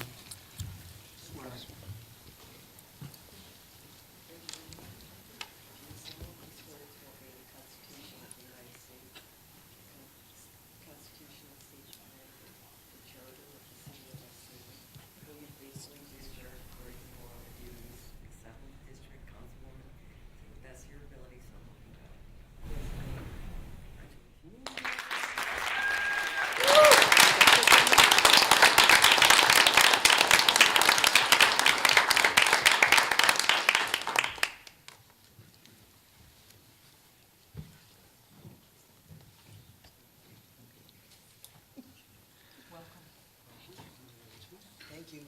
Thank you to everyone. Thank you to the city council. Thank you all. It's an honor, and I'm speechless. Anybody else got anything for new business? I got one more thing. At this time, I'm going to make Councilman Mitch Galliano the person, the head of the tax deferral. Attorney was, and I'll make Mitch. And that's it for new business. We can do communications. Okay. All right, Mr. Chairman, we have communication A from Katie Guthrie Tillove from the Church of the Holy Spirit requesting a waiver from any fees, including but not limited to the Health Department, Planning and Zoning Commission, and the Police Department being assigned to the Finance Committee, Chairwoman Hosky. We have before us communication B from Joseph Perno, Chief of Police of the West Haven Police Department in regards to animal shelter donations being assigned to the Finance Committee, Chairwoman Hosky. We have before us communication C from the tax collector in regards to overpayment refunds for March 2022, which will be filed with tonight's minutes. Communication D from the Office of Corporation Counsel in regards to the sale, lease, or transfer of 165 Richard Street, formerly Thompson School, being assigned to the Public Lands Committee, Chairman Donovan. Communication E from Mayor Nancy Rossi in regards to the tentative agreement between the City of West Haven and the West Haven Police Local Number 895, UPSECU-COPS, to resolve the police reopen the current collective bargaining agreement which expires on June 30th, 2023, being assigned to the Finance Committee, Chairwoman Hosky. Communication F would be to schedule a public hearing for the amendment of ordinance section 224-4A1 to add the word Class 3, being assigned to the Legislative Matters Committee, Chairman Bruno. And communication G from Mayor Nancy Rossi in regards to the expenditure plan for the ARPA funds provided to the city under the Coronavirus State and Fiscal Recovery Act, which will be assigned to council as the whole, Chairman Massaro. And that is all the communications we have this evening, Mr. Chairman. Thank you. Now, this time we'll start with the Finance Department. Councilwoman Hosky. The time is now 9:03, and the Committee on Finance is in session. Your members present are Councilwoman Hamilton, Councilwoman O'Connor, and Councilwoman Akbarali, and myself acting as chair. We have before us this evening communication A from Katie Guthrie Tillove from the Church of the Holy Spirit requesting waiver from any fees, including but not limited to the Health Department, Planning and Zoning Commission, and the Police Department. I'd like to bring this out favorably. So moved. Thank you. Can I have a second? All those in favor? Any abstentions? Motion, all in favor, any opposed? I think I forgot that. Any abstentions? Okay. Motion carries. Thank you. Communication B from Chief Joseph Perno of the West Haven Police Department in regards to animal shelter donations. I'd like to bring this out favorably. Have a motion? Motion. Thank you, Councilwoman. Have a second? Thank you, Councilwoman. All those in favor? Aye. Any opposed? Any abstentions? Motion carries. Communication E from, I am very, very excited that this is on here. Communication E from Mayor Nancy Rossi in regards to the tentative agreement between the City of West Haven and the West Haven Police Local 895 UPSECUCOPS to resolve the police reopen of the current collective bargaining agreement, which expires on June 30th, 2023. And it is, in my opinion, that this should come out with an resounding favor. So moved. So, and a second? Second. Yay. I think I was supposed to ask for any discussion on the last two, but I was so excited to get to this. So I'm going to open it up for discussion. I know I get a little crazy, Commissioner Carano. I've waited a really long time. I don't know if Mr. Aaron Charney is here, but I know when he used to sit next to me, we used to talk about this a lot. Are we open for discussion? Because I'm going to start talking anyways. Can I? Oh, good, I have the floor. Okay, so I am so super excited. We've waited. It is not just 2 years old. It's not 4 years old. I think it goes back 11 years when Mayor Rossi voted against the pension and all this craziness. So I am super excited. Commissioner Collins, did you want to get up and come up and say anything about how you're super excited? I can see it on your face. Come on, Grandpa. You don't want to say anything on the record? I'm very excited. That's it. You're going to come up here and tell us your name and your address and how many grandchildren you have.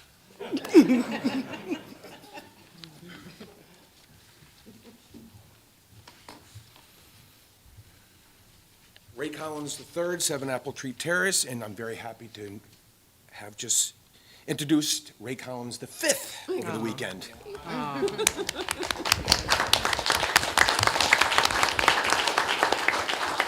I'm sure my father's smiling down, and hopefully he will also serve the community as he grows.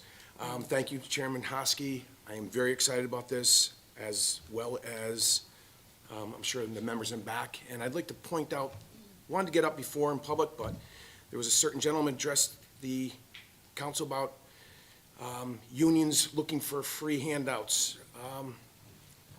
Yes, he retired. He didn't have a pension. That's unfortunately. I don't have a pension either, but neither he nor I put our lives in harm's way every day they go to work. So there's a difference.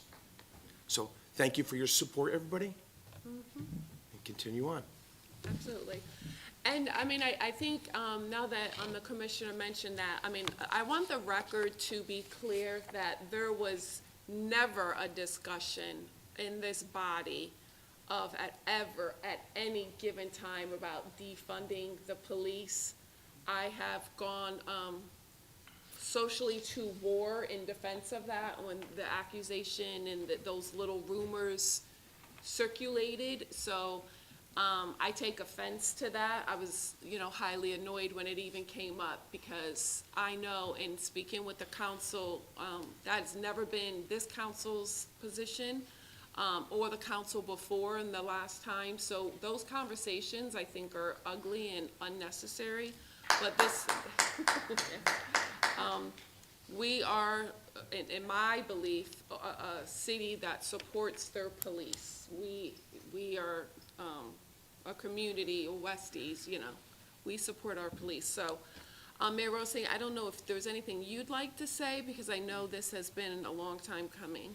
It has been a long time. It's gone from when the pension was brought into question, and instead of getting a defined benefit pension or deciding to make any changes, what happened was there was a 401k put in its place. I fought against that then, and I continue to fight the fight all these years later. That's why it was funny when a resident 2 weeks ago, said that I was the one who wanted to get rid of the pension. No. I also am very excited as well. This is righting a wrong, as far as I can see. We must be competitive, and that's the only way people will move here. That's the best way of getting people to move here. You need to have a safe place, and you need to have officers that are engaged with the community, which ours are. But I also understand that they have families to support as well. So money and salaries and benefits do matter. So this is just the first of a three-prong, if you will. Tonight, I'm hoping unanimously that this is passed, but then we still have to look at the pension and also the disability plan, or lack really thereof, a good disability plan in case somebody does get injured, that we as a city do the right thing. So again, I am very, very excited.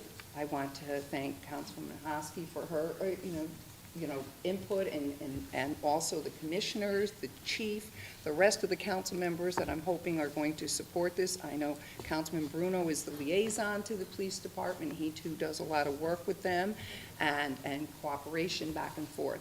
But I truly am, I think, as that was such a sad moment over a decade ago, this to me is a proud moment.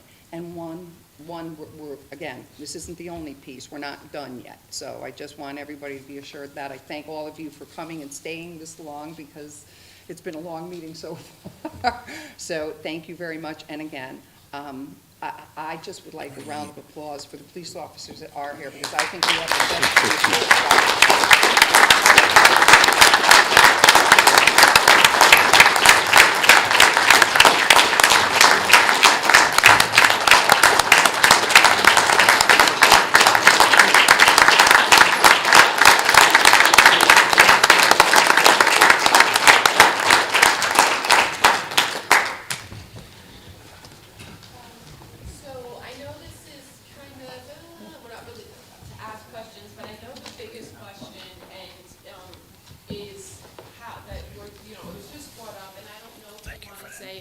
Attempting to put you or Mr. Jackson on the spot, but do you want to just quickly talk to the fact that, people have made mention of how it's going to be funded in the years to come, that you are looking at the budget, that it is, I know it is, because I just, from who you are, but do you want to, on the record, say that it is?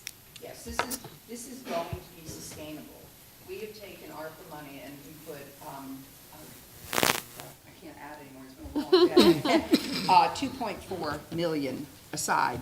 Now, some of that, just so everyone is aware, when this is approved, I'm going to talk positive, when this is approved this evening, not only will the current officers, but retirees, per their contract, their respective contracts, will also get benefits depending on when they, left the force, because there's two different dates that are benchmarks. So we have to make sure that that is made whole as well. And yes, we are looking at the budget. We have obviously the money through ARPA to go forward for the July 1st raise that's the budget, and the base pay of $10,000. Now, I know there was some confusion, but there's only one, it's $10,000, and then it's, you have to keep that $10,000 up every year. You just can't give it to them once. So that will have to continue throughout the years. So it is sustainable. We were fortunate that we do have, of all things too, the police pension bonds falling off this year. So that gives us some more room, but we still have to be really careful, because again, that's still a one-time shot in the arm to our budget.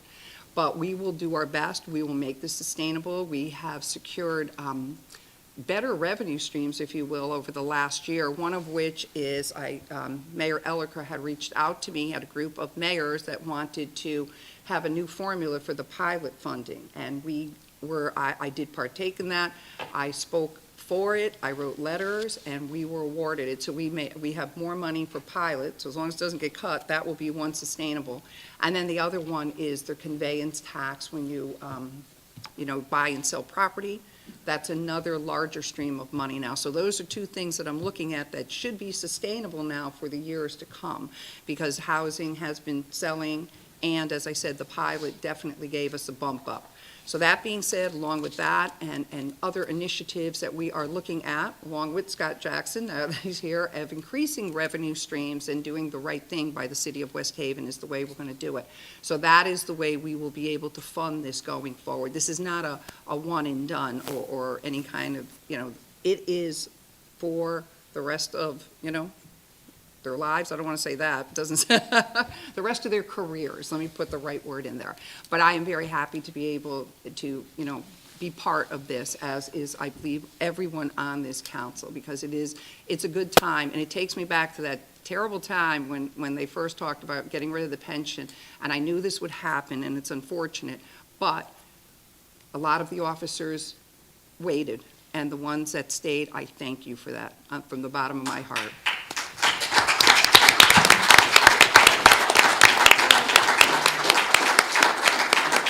Does anyone else from the Finance Committee want to speak or say anything? I can open it up to the rest of Councilman Bruno. Thank you. I'd like to just state that the $10,000 increase is a one-time influx, right, into the base salary, correct, Mayor? So everybody knows that, it's a one-time. The other thing I want to state is that it's just, we're still only in the mid-range to the surrounding communities around us. I would like to thank all the men and women in blue came out tonight. We really, really do appreciate all that you do.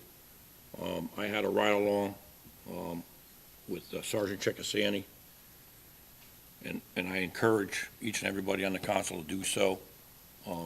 About 3 minutes in on my ride-along, there was shots fired, and it ended in New Haven with the SWAT team.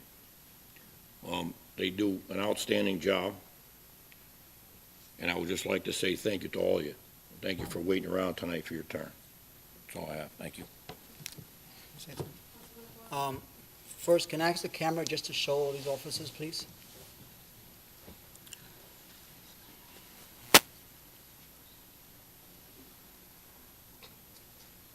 So first, I want to say thank you to all you officers. About 3 years ago, my son was shot in West Haven, and you guys were the one that was there. You're the guys the one that put the tourniquet on his arm, and if it wasn't for you guys, my son probably wouldn't be here.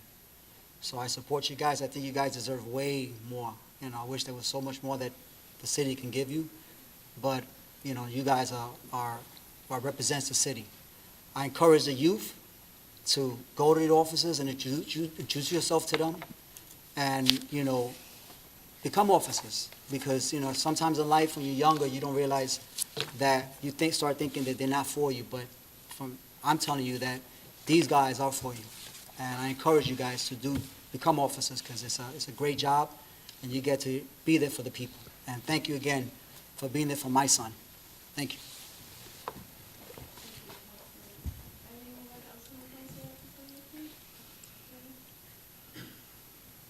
Gentlemen, go back a long time with the chief and I.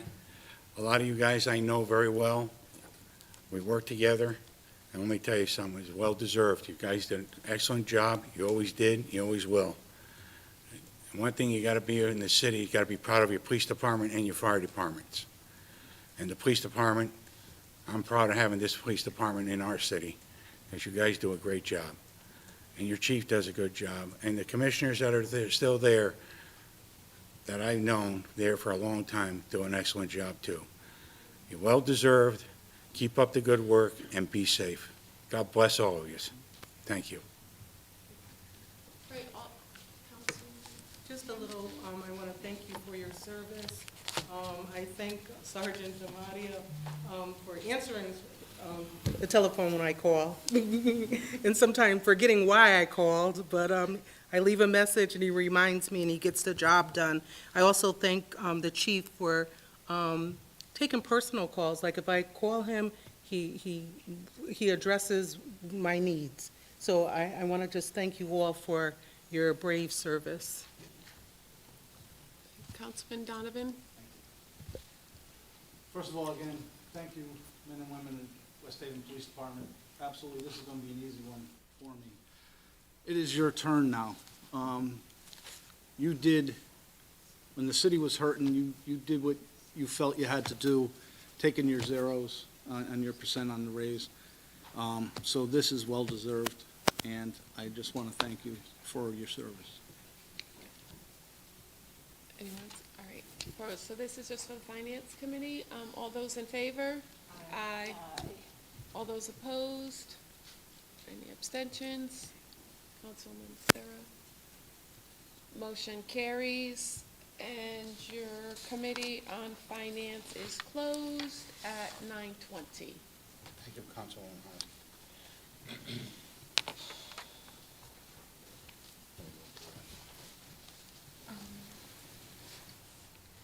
Or you can go to public grants. Yeah, let's do, Whatever you'd like. we'll do F.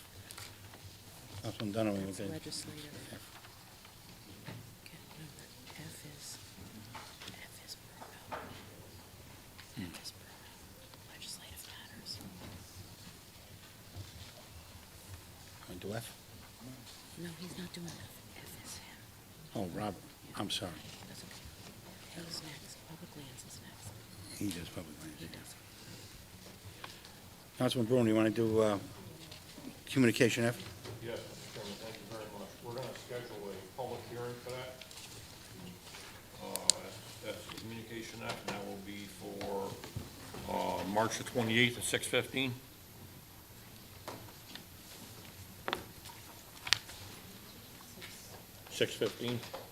March 28th.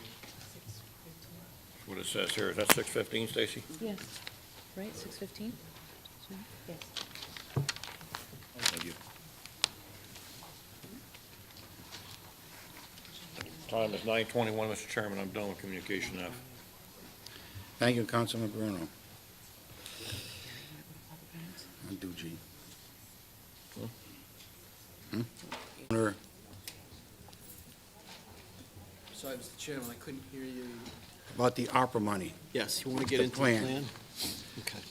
If some of this stuff could be passed, or if it has to be held for the budget.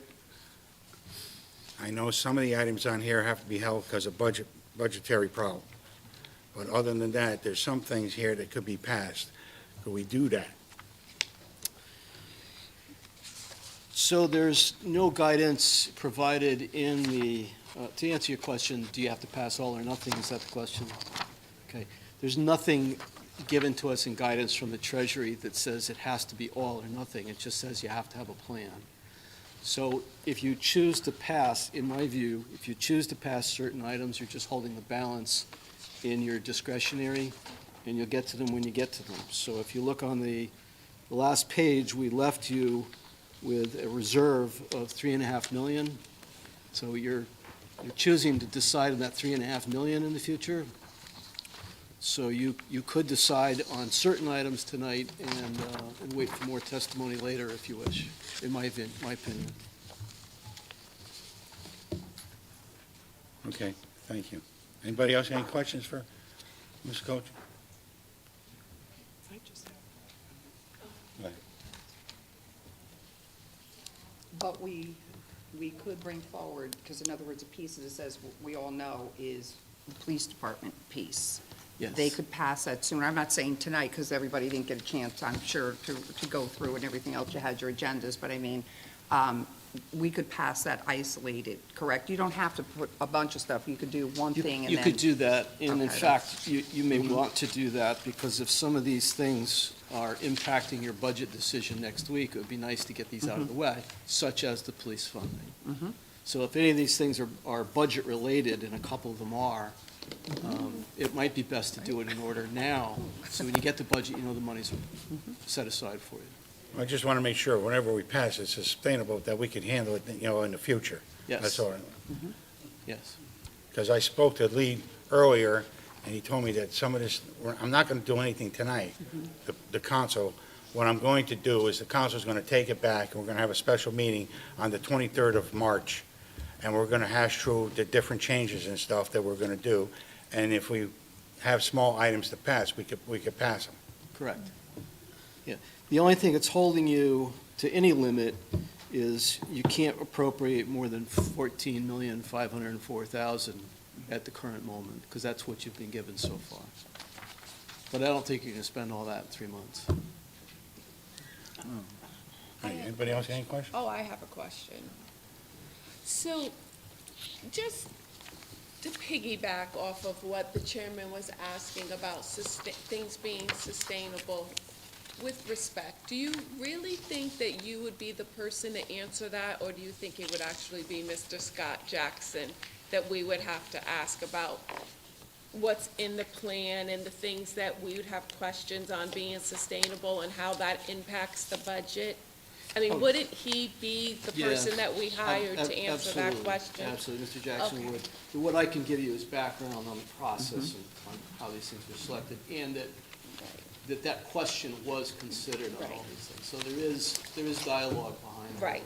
this. So, for example, when I asked Mr. Jackson, yes, so when I asked Mayor Rossi about the police and their raise, and as much as we want to do the $10,000, it would be our due diligence, it would be in our, what we are responsible to do is to ask the mayor the question, is it in the budget? Because it is such a huge chunk of money, and to get, especially because people brought it up in the community this evening, as how is it sustainable, that is recognized, and it is part of your process that you're looking at that and thinking about that. So, to me, in my opinion, the ARPA plan, actually, we do have to consider the budget and the impacts that some of this could have on it. The draft budget, which is not yet completed, does incorporate funding as well as the ARPA plan to try to kind of ramp into a sustainable position. It is going to be a long-term obligation of the city of West Haven. I was actually very pleased to see the tremendous amount of support to move forward, because it is the council that ultimately, over time, will be signing these or passing these budgets to get to that position. The ARPA helps us right now in this moment. Should you choose to fund it through ARPA, should you choose not to fund it through ARPA, we have another way of financing that obligation for this year, and then it will roll into future years from there. Because I ask a lot of questions. I mean, some people like them, most people are like, oh, here she goes again. But I look at this ARPA plan, and I just am concerned about how it does relate to the budget. So I'm just hoping that you'll be available when we do have these meetings, because I will be asking, because I look at this, and I'm just thinking some of these things kind of similar to what somebody said about the machine we want to buy. And just hypothetically, the machine we want to buy that's going to suck up all that stuff out of the sewers, that is going to take a specialized person to do that, which might impact the budget, or public works, or we're going to hire somebody. So that's why I'm thinking that this ARPA may, at some extent, go hand in hand with the budget, and we might need to look through it. Absolutely, I couldn't agree more. Well, I appreciate that. This funding, in comparison to the size of the budget of the city of West Haven, is material.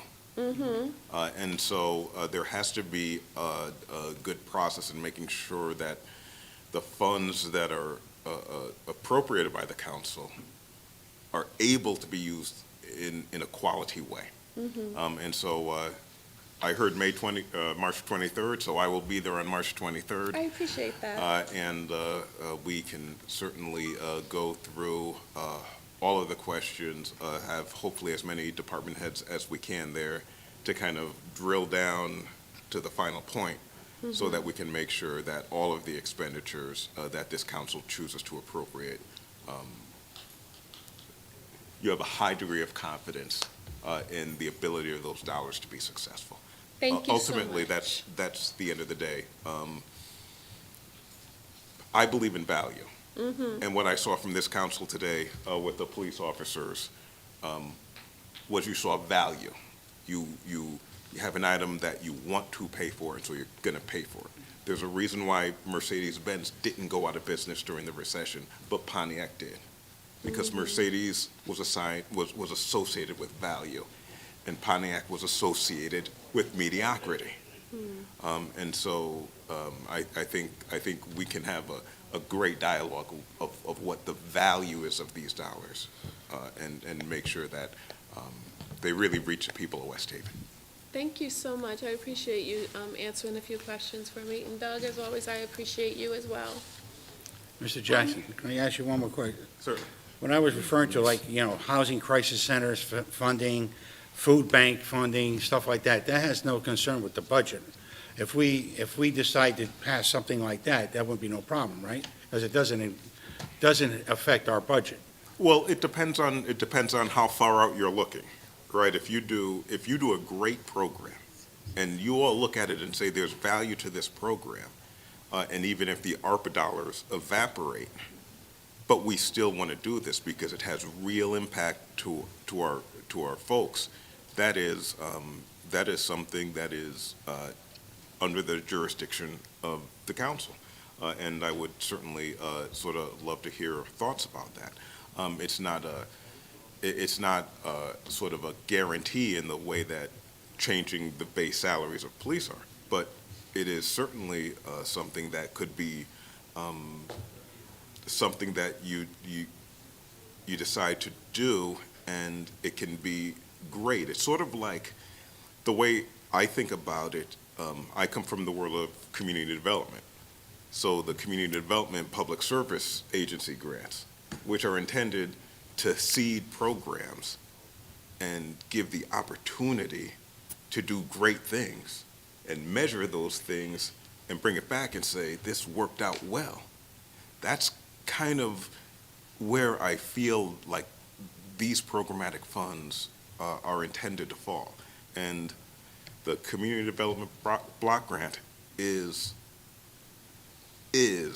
the most successful federal program in the history of this country, because people like you work together to say, this will work here. It might not work everywhere, but it'll work here. Let's give it a shot. Let's get some seed money into it. And so that's the way I see these items. Thank you.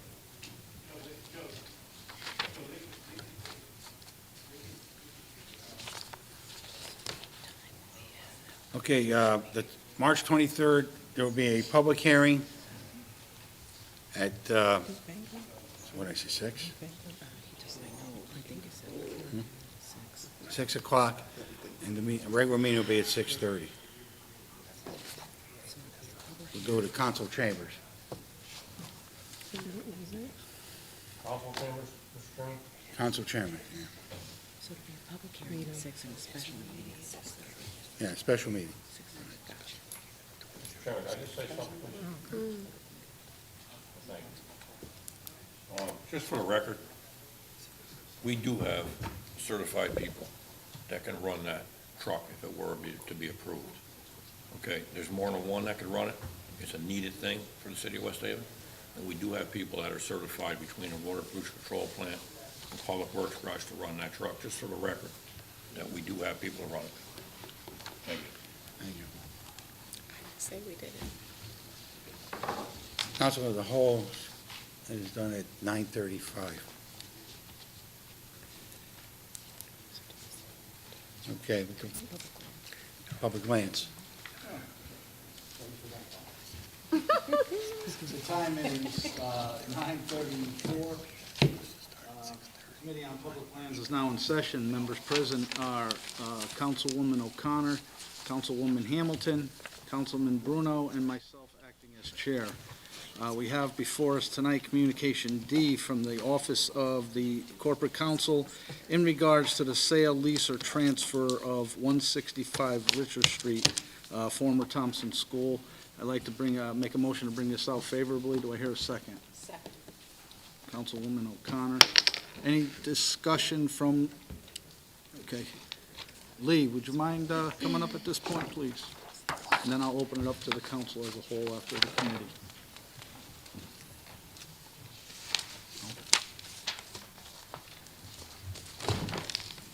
Thank you, Lee. All right, so Lee, we got handed the contract on this, right? I know Councilman Bruno had a specific question that we all had, but I'll let him answer that, ask that, if you'd like. Lee, thank you for coming. Yes.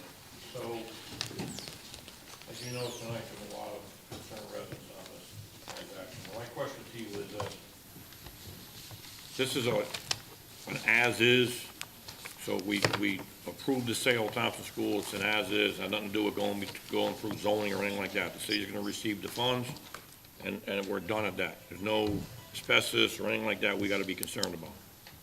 Well, if they want to join with us in doing a grant and getting money, if they don't get money, it doesn't affect things. But if there's money available, we are going to work with them to get remediation money, if that's available. But yes, upon signing, they pay half, and for 60 days, they do due diligence and pay the other half, and that building is no longer under the ownership of the city of West Haven. Okay. Zoning is already weighed in. That's a change we're making. We go to zoning first now, to try to adopt the proper zoning approval for what we think are the projects that this council will approve. It's a company that's been vetted pretty heavily. I know some of the people involved. I know the architect well. I know other projects. We visited other projects.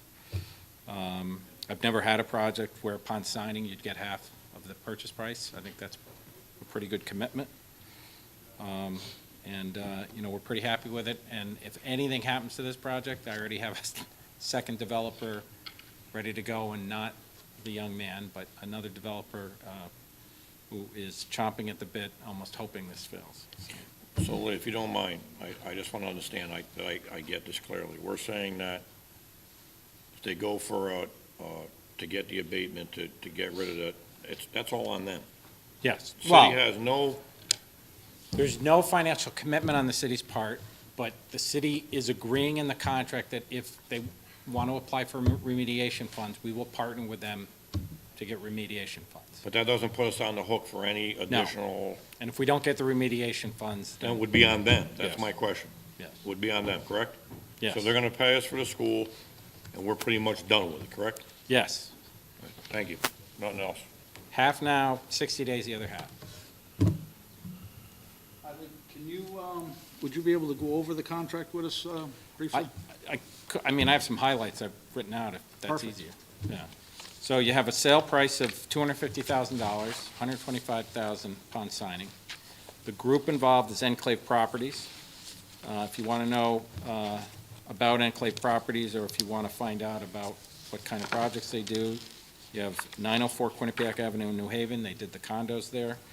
Church on State, 855 Church Street. That's an interesting project, really. That's a shoehorn type project. They took a church and were able to get 6 units in there plus parking. It's pretty amazing. 703 Whitney Avenue in New Haven. They also have various projects in New York.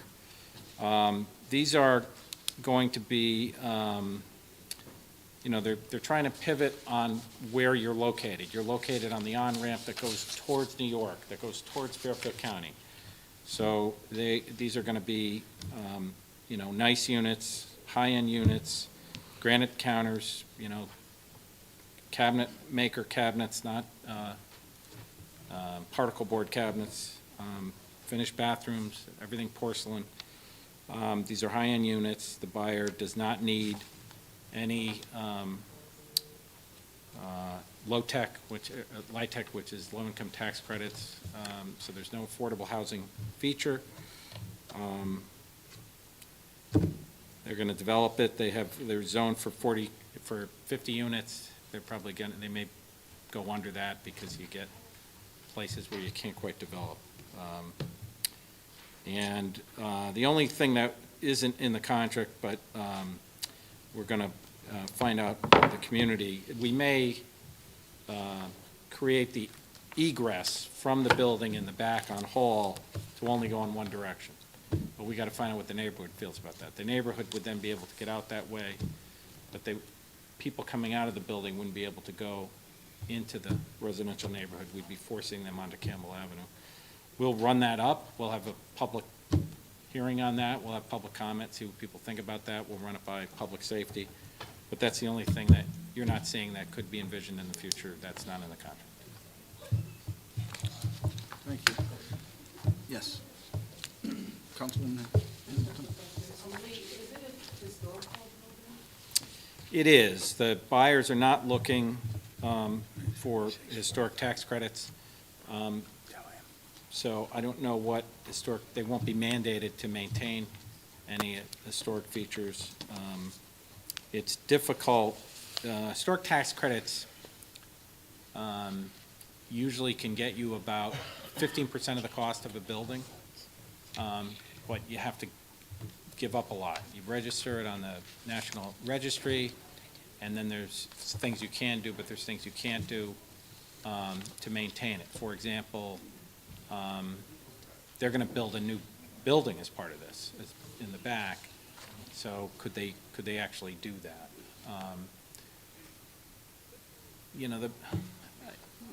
So is it? It has an architect that has some notoriety. It has some historic features. I mean, I wouldn't put it up with like the train station in New Haven or even the Union School. Like Union School was the first public school in the city, and that school housed 50 kids a grade, 10 grades at one point when I only know that because the Centennial, and I had to do some research on that. But that's a real historic building, and you have other historic buildings that make sense. The historic features in this building, you could say that the auditorium, maybe. But otherwise, there's no real historic features in the building. They intend to keep, the outer facade. It's in the back that they need to have a little more wiggle room as to what they do. All set. Bless you. Anybody else on the committee? You all set? No? I'll open it up to the rest of the council at this point. Anybody have any questions for Lee on this? Mitch? So I've been waiting for that school to sell for 10 years. My district, of course. And Stacy and I were at the bid opening, I don't know, 6 years ago, right? Which bid opening? I don't know. Right? It was I think Mayor O'Brien was the mayor at the time. I think. I don't remember. I just remember Stacy and I going. There was only 3 bids there at that point. I went to that. But anyway, you said luxury apartments, so I'm sure that I probably gotta go to the zoning board for this, but what's a luxury apartment? Well, What would- virtual doormen, roof decks, fitness center, lounge, high-end lounge with your coffee bars and whatever, granite counters, real cabinets, not particle board cabinets, real cabinets, porcelain throughout all the bathrooms, not that. Not like I got in my house. So they have particle board. We're doing this in your district, so you should be proud of it. Well, I just wanted to say that. Maybe that TV show, Time to Move Up, Mitch. So, do we know how many bedrooms these apartments will be? Or- They're mostly one bedroom. Mostly one Yeah, bedroom. we're looking for, because you're looking for the commuting class in the westerly direction. You're looking for people who are looking to be relieved of the cost of being in lower Connecticut and New York, and hopefully they come here, they meet their counselor, they're excited, and then they decide to stay for many years. You drive down Richard Street and you just see on the left-hand side how terrible that looks, actually.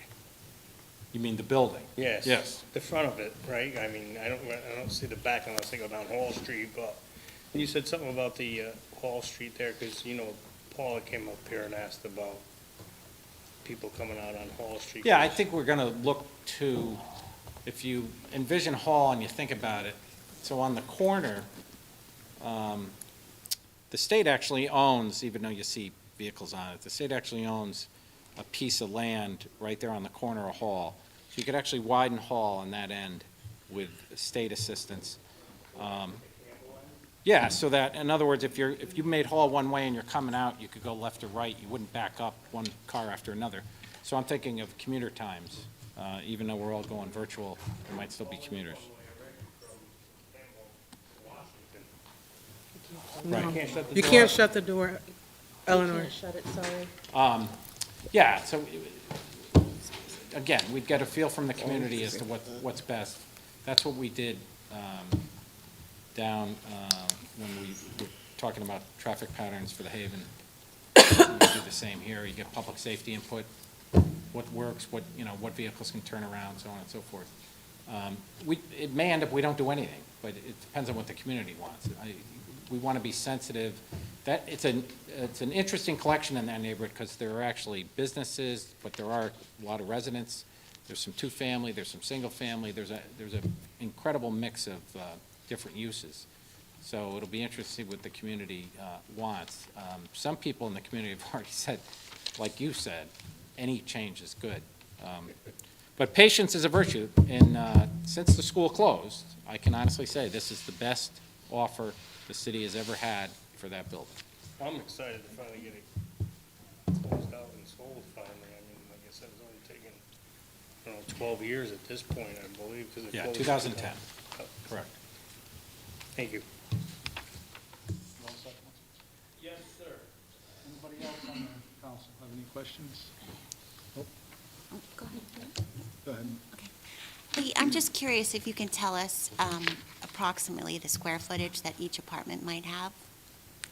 Do we know that yet? Well, so in West Haven, you have zoning requirements you can't go below anyway. So for instance, a studio could never be below 400 square feet. It's hard to say. I mean, the building has 56,000 square feet total, the existing building, and then they're going to add on to it. I would guess you're going to see apartments in the range of 750 to 1,100 square feet. And then I don't think they're going to have many two-bedrooms, but if they have a couple, they would be more like 1,600 square feet. One more question. You said that there was an architect, a famous architect. Well, the people who designed Thompson, the individual architect who designed Thompson is Mr. Foote. And Foote School, he was locally, he was a famous architect. Okay. The person who designed the train station in New Haven designed the Chrysler Building in New York, designed Waterbury City Hall. That's a famous architect. I would say had local notoriety. Okay. All right. Thank you. Councilwoman O'Connor? Hunter, this was one of the projects you worked very hard on, correct? We wouldn't be here without him. I just wanted to say thank you for all your hard work and for bringing this before us. It's a very valid deal, and I hope it really goes through. Thank you. Anybody else on the city council? Okay, with that, this is just for the committee. All in favor? Any opposed? No abstentions?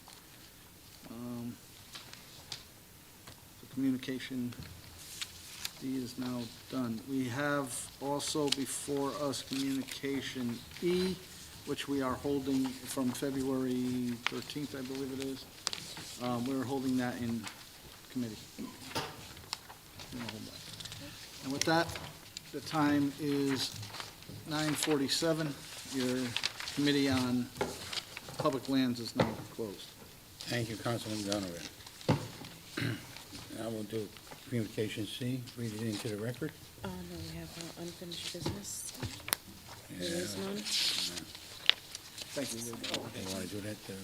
Any unfinished business? None.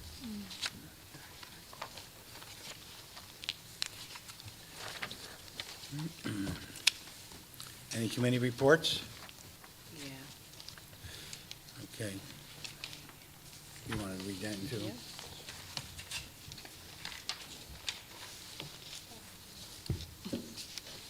So we have communication C from the tax collector in regards to overpayment refunds for March 2022, which will be filed with tonight's minutes. Thank you, Stacy.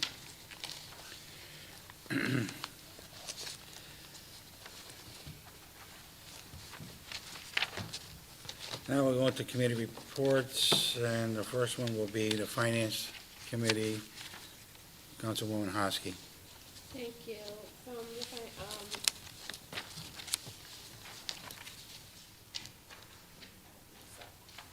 To the Honorable City Council of the City of West Haven, your Committee on Finance, to whom was referred the matter of the request of waiver from any fees, reports that the committee met on the 14th day of March 2022 to consider said matter. It is unanimous opinion of the committee that the following motion be presented. Resolved, the City Council of the City of West Haven hereby approves the request waiver from any fees, including but not limited to the Health Department, Planning and Zoning Commission, and the Police Department. Councilwoman Hosky read about the fees to be waived for the Holy Spirit Church. Do I have a second? Second. Any discussion? All in favor? Aye. Any opposed? Abstentions? Motion passes.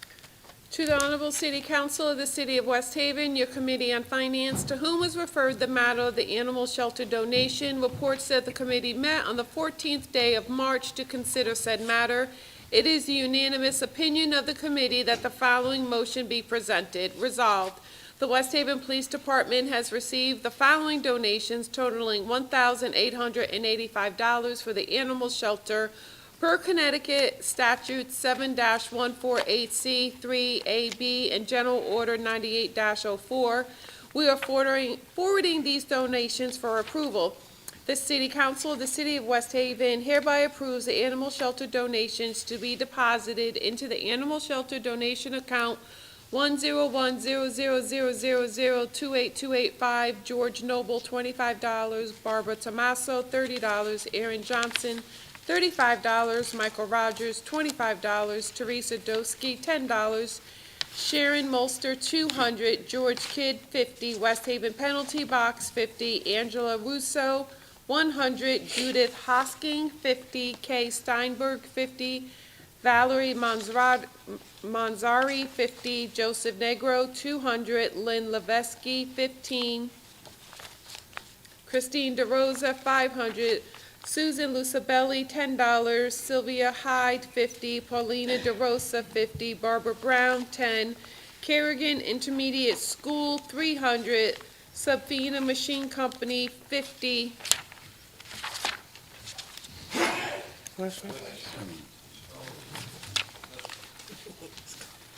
Councilwoman Hosky just read the donations to the animal shelter for $1,885 to go in the accounts of 1010000-28285 in the amount of $1,885. Do I have a second? Second.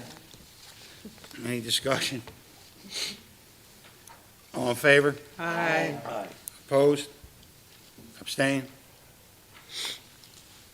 Motion passes. To the Honorable City Council of the City of West Haven, your Committee on Finance, to whom was referred the matter from Mayor Nancy Rossi in regards to the tentative agreement between the City of West Haven and the West Haven Police Local 895 UPSECU-COPS, reports that the committee met on the 24th day of January 2022 to consider said matter. It is the majority's opinion of the committee that the following motion be presented. Resolved, the police reopened the current collective bargaining agreement, which will expire on June 30th, 2022, based upon the exigent and dire circumstances relative to police staffing.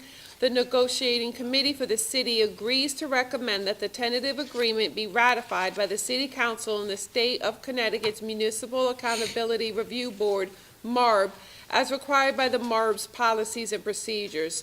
The negotiating committee for the union agrees to recommend that the tentative agreement be ratified by its members. Article 30, duration, Section 30.1, the parties agree to modify current language to provide the agreement shall remain in effect through June 30th of 2025. Article 9, rate of pay, Section 9.4, weekly and annual salaries effective 7/1/22 to 6/30/23, revised as follows. Effective July 1st, 2022, the parties agreed to increase the annual salary for each in effect of June 30th, 2022 by $10,000. Example, Patrol Officer A will go from $72,410.90 to $82,410.90. In addition to the $10,000 increase, each rank will receive a general wage increase of 2.5% effective July 1st of 2022. Article 9, rate of pay, adds new section 9.5, providing that the effective 7/1/23 through 6/30 of '24, all ranks will receive a general wage, I think it's supposed to be wage, increase of 2.5%. Article 9, rate of pay, add new section 9.6, providing that effective 7/1/24 to 6/30/25, all ranks will receive a general wage increase of 2.5%. Article 9, rate of pay, eliminate grade D. Councilwoman Hosky just read the tentative agreement between the City of West Haven and the West Haven Police Department, Local 895. Do I have a second? Second. You think I was gonna read all that? Any discussion? About time. All in favor? Aye. Any opposed? Any abstentions? I abstain. One abstention. And your committee on finance is, done. Thank you, Councilwoman. Thank you. Who's next? We should correct the public, let Robert correct the public hearing, Okay, even though he's not on here. Right? He's not in reports, but. all right. We gotta make one correction here on the public hearing for Communication F for Councilman Bruno. It's 6:45, not 6:15. Didn't I say? Well done. And we have public lands and council as a whole. If you All right. wanna I'll do reiterate council that. as a whole. Just reiterate that. Hmm? I would just reiterate the scheduling. Yeah. Councilman as a whole, we are going to have a special meeting on March 23rd at 6:30. We are going to have a public hearing at 6 o'clock for the plan. That will be the last public hearing on the plan. And it's gonna be in this room? Hmm? Will it be in this room? Where will it be? I'll be at council chambers, if we have a little, small audience. Okay. Next we'll go to public lands. Okay, now we'll do public lands. Thank you, Chairman.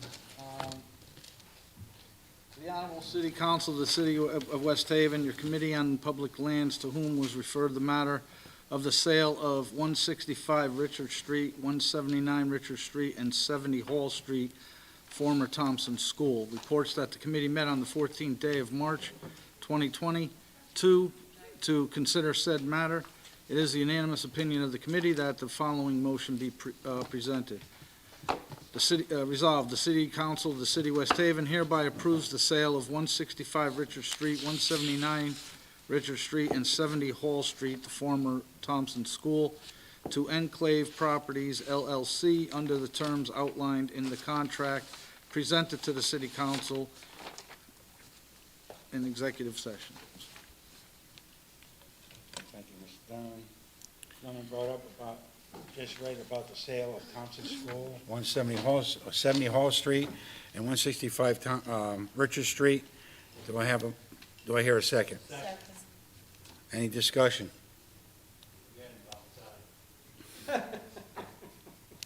All in favor? Aye. Any opposed? Any abstentions?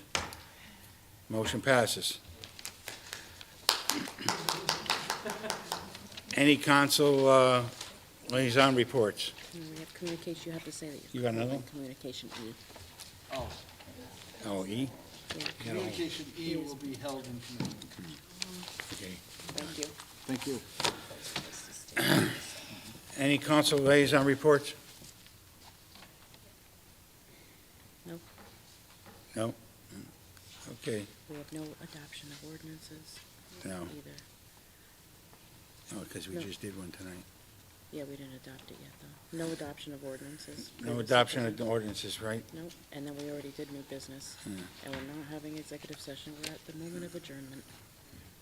Motion adjourned.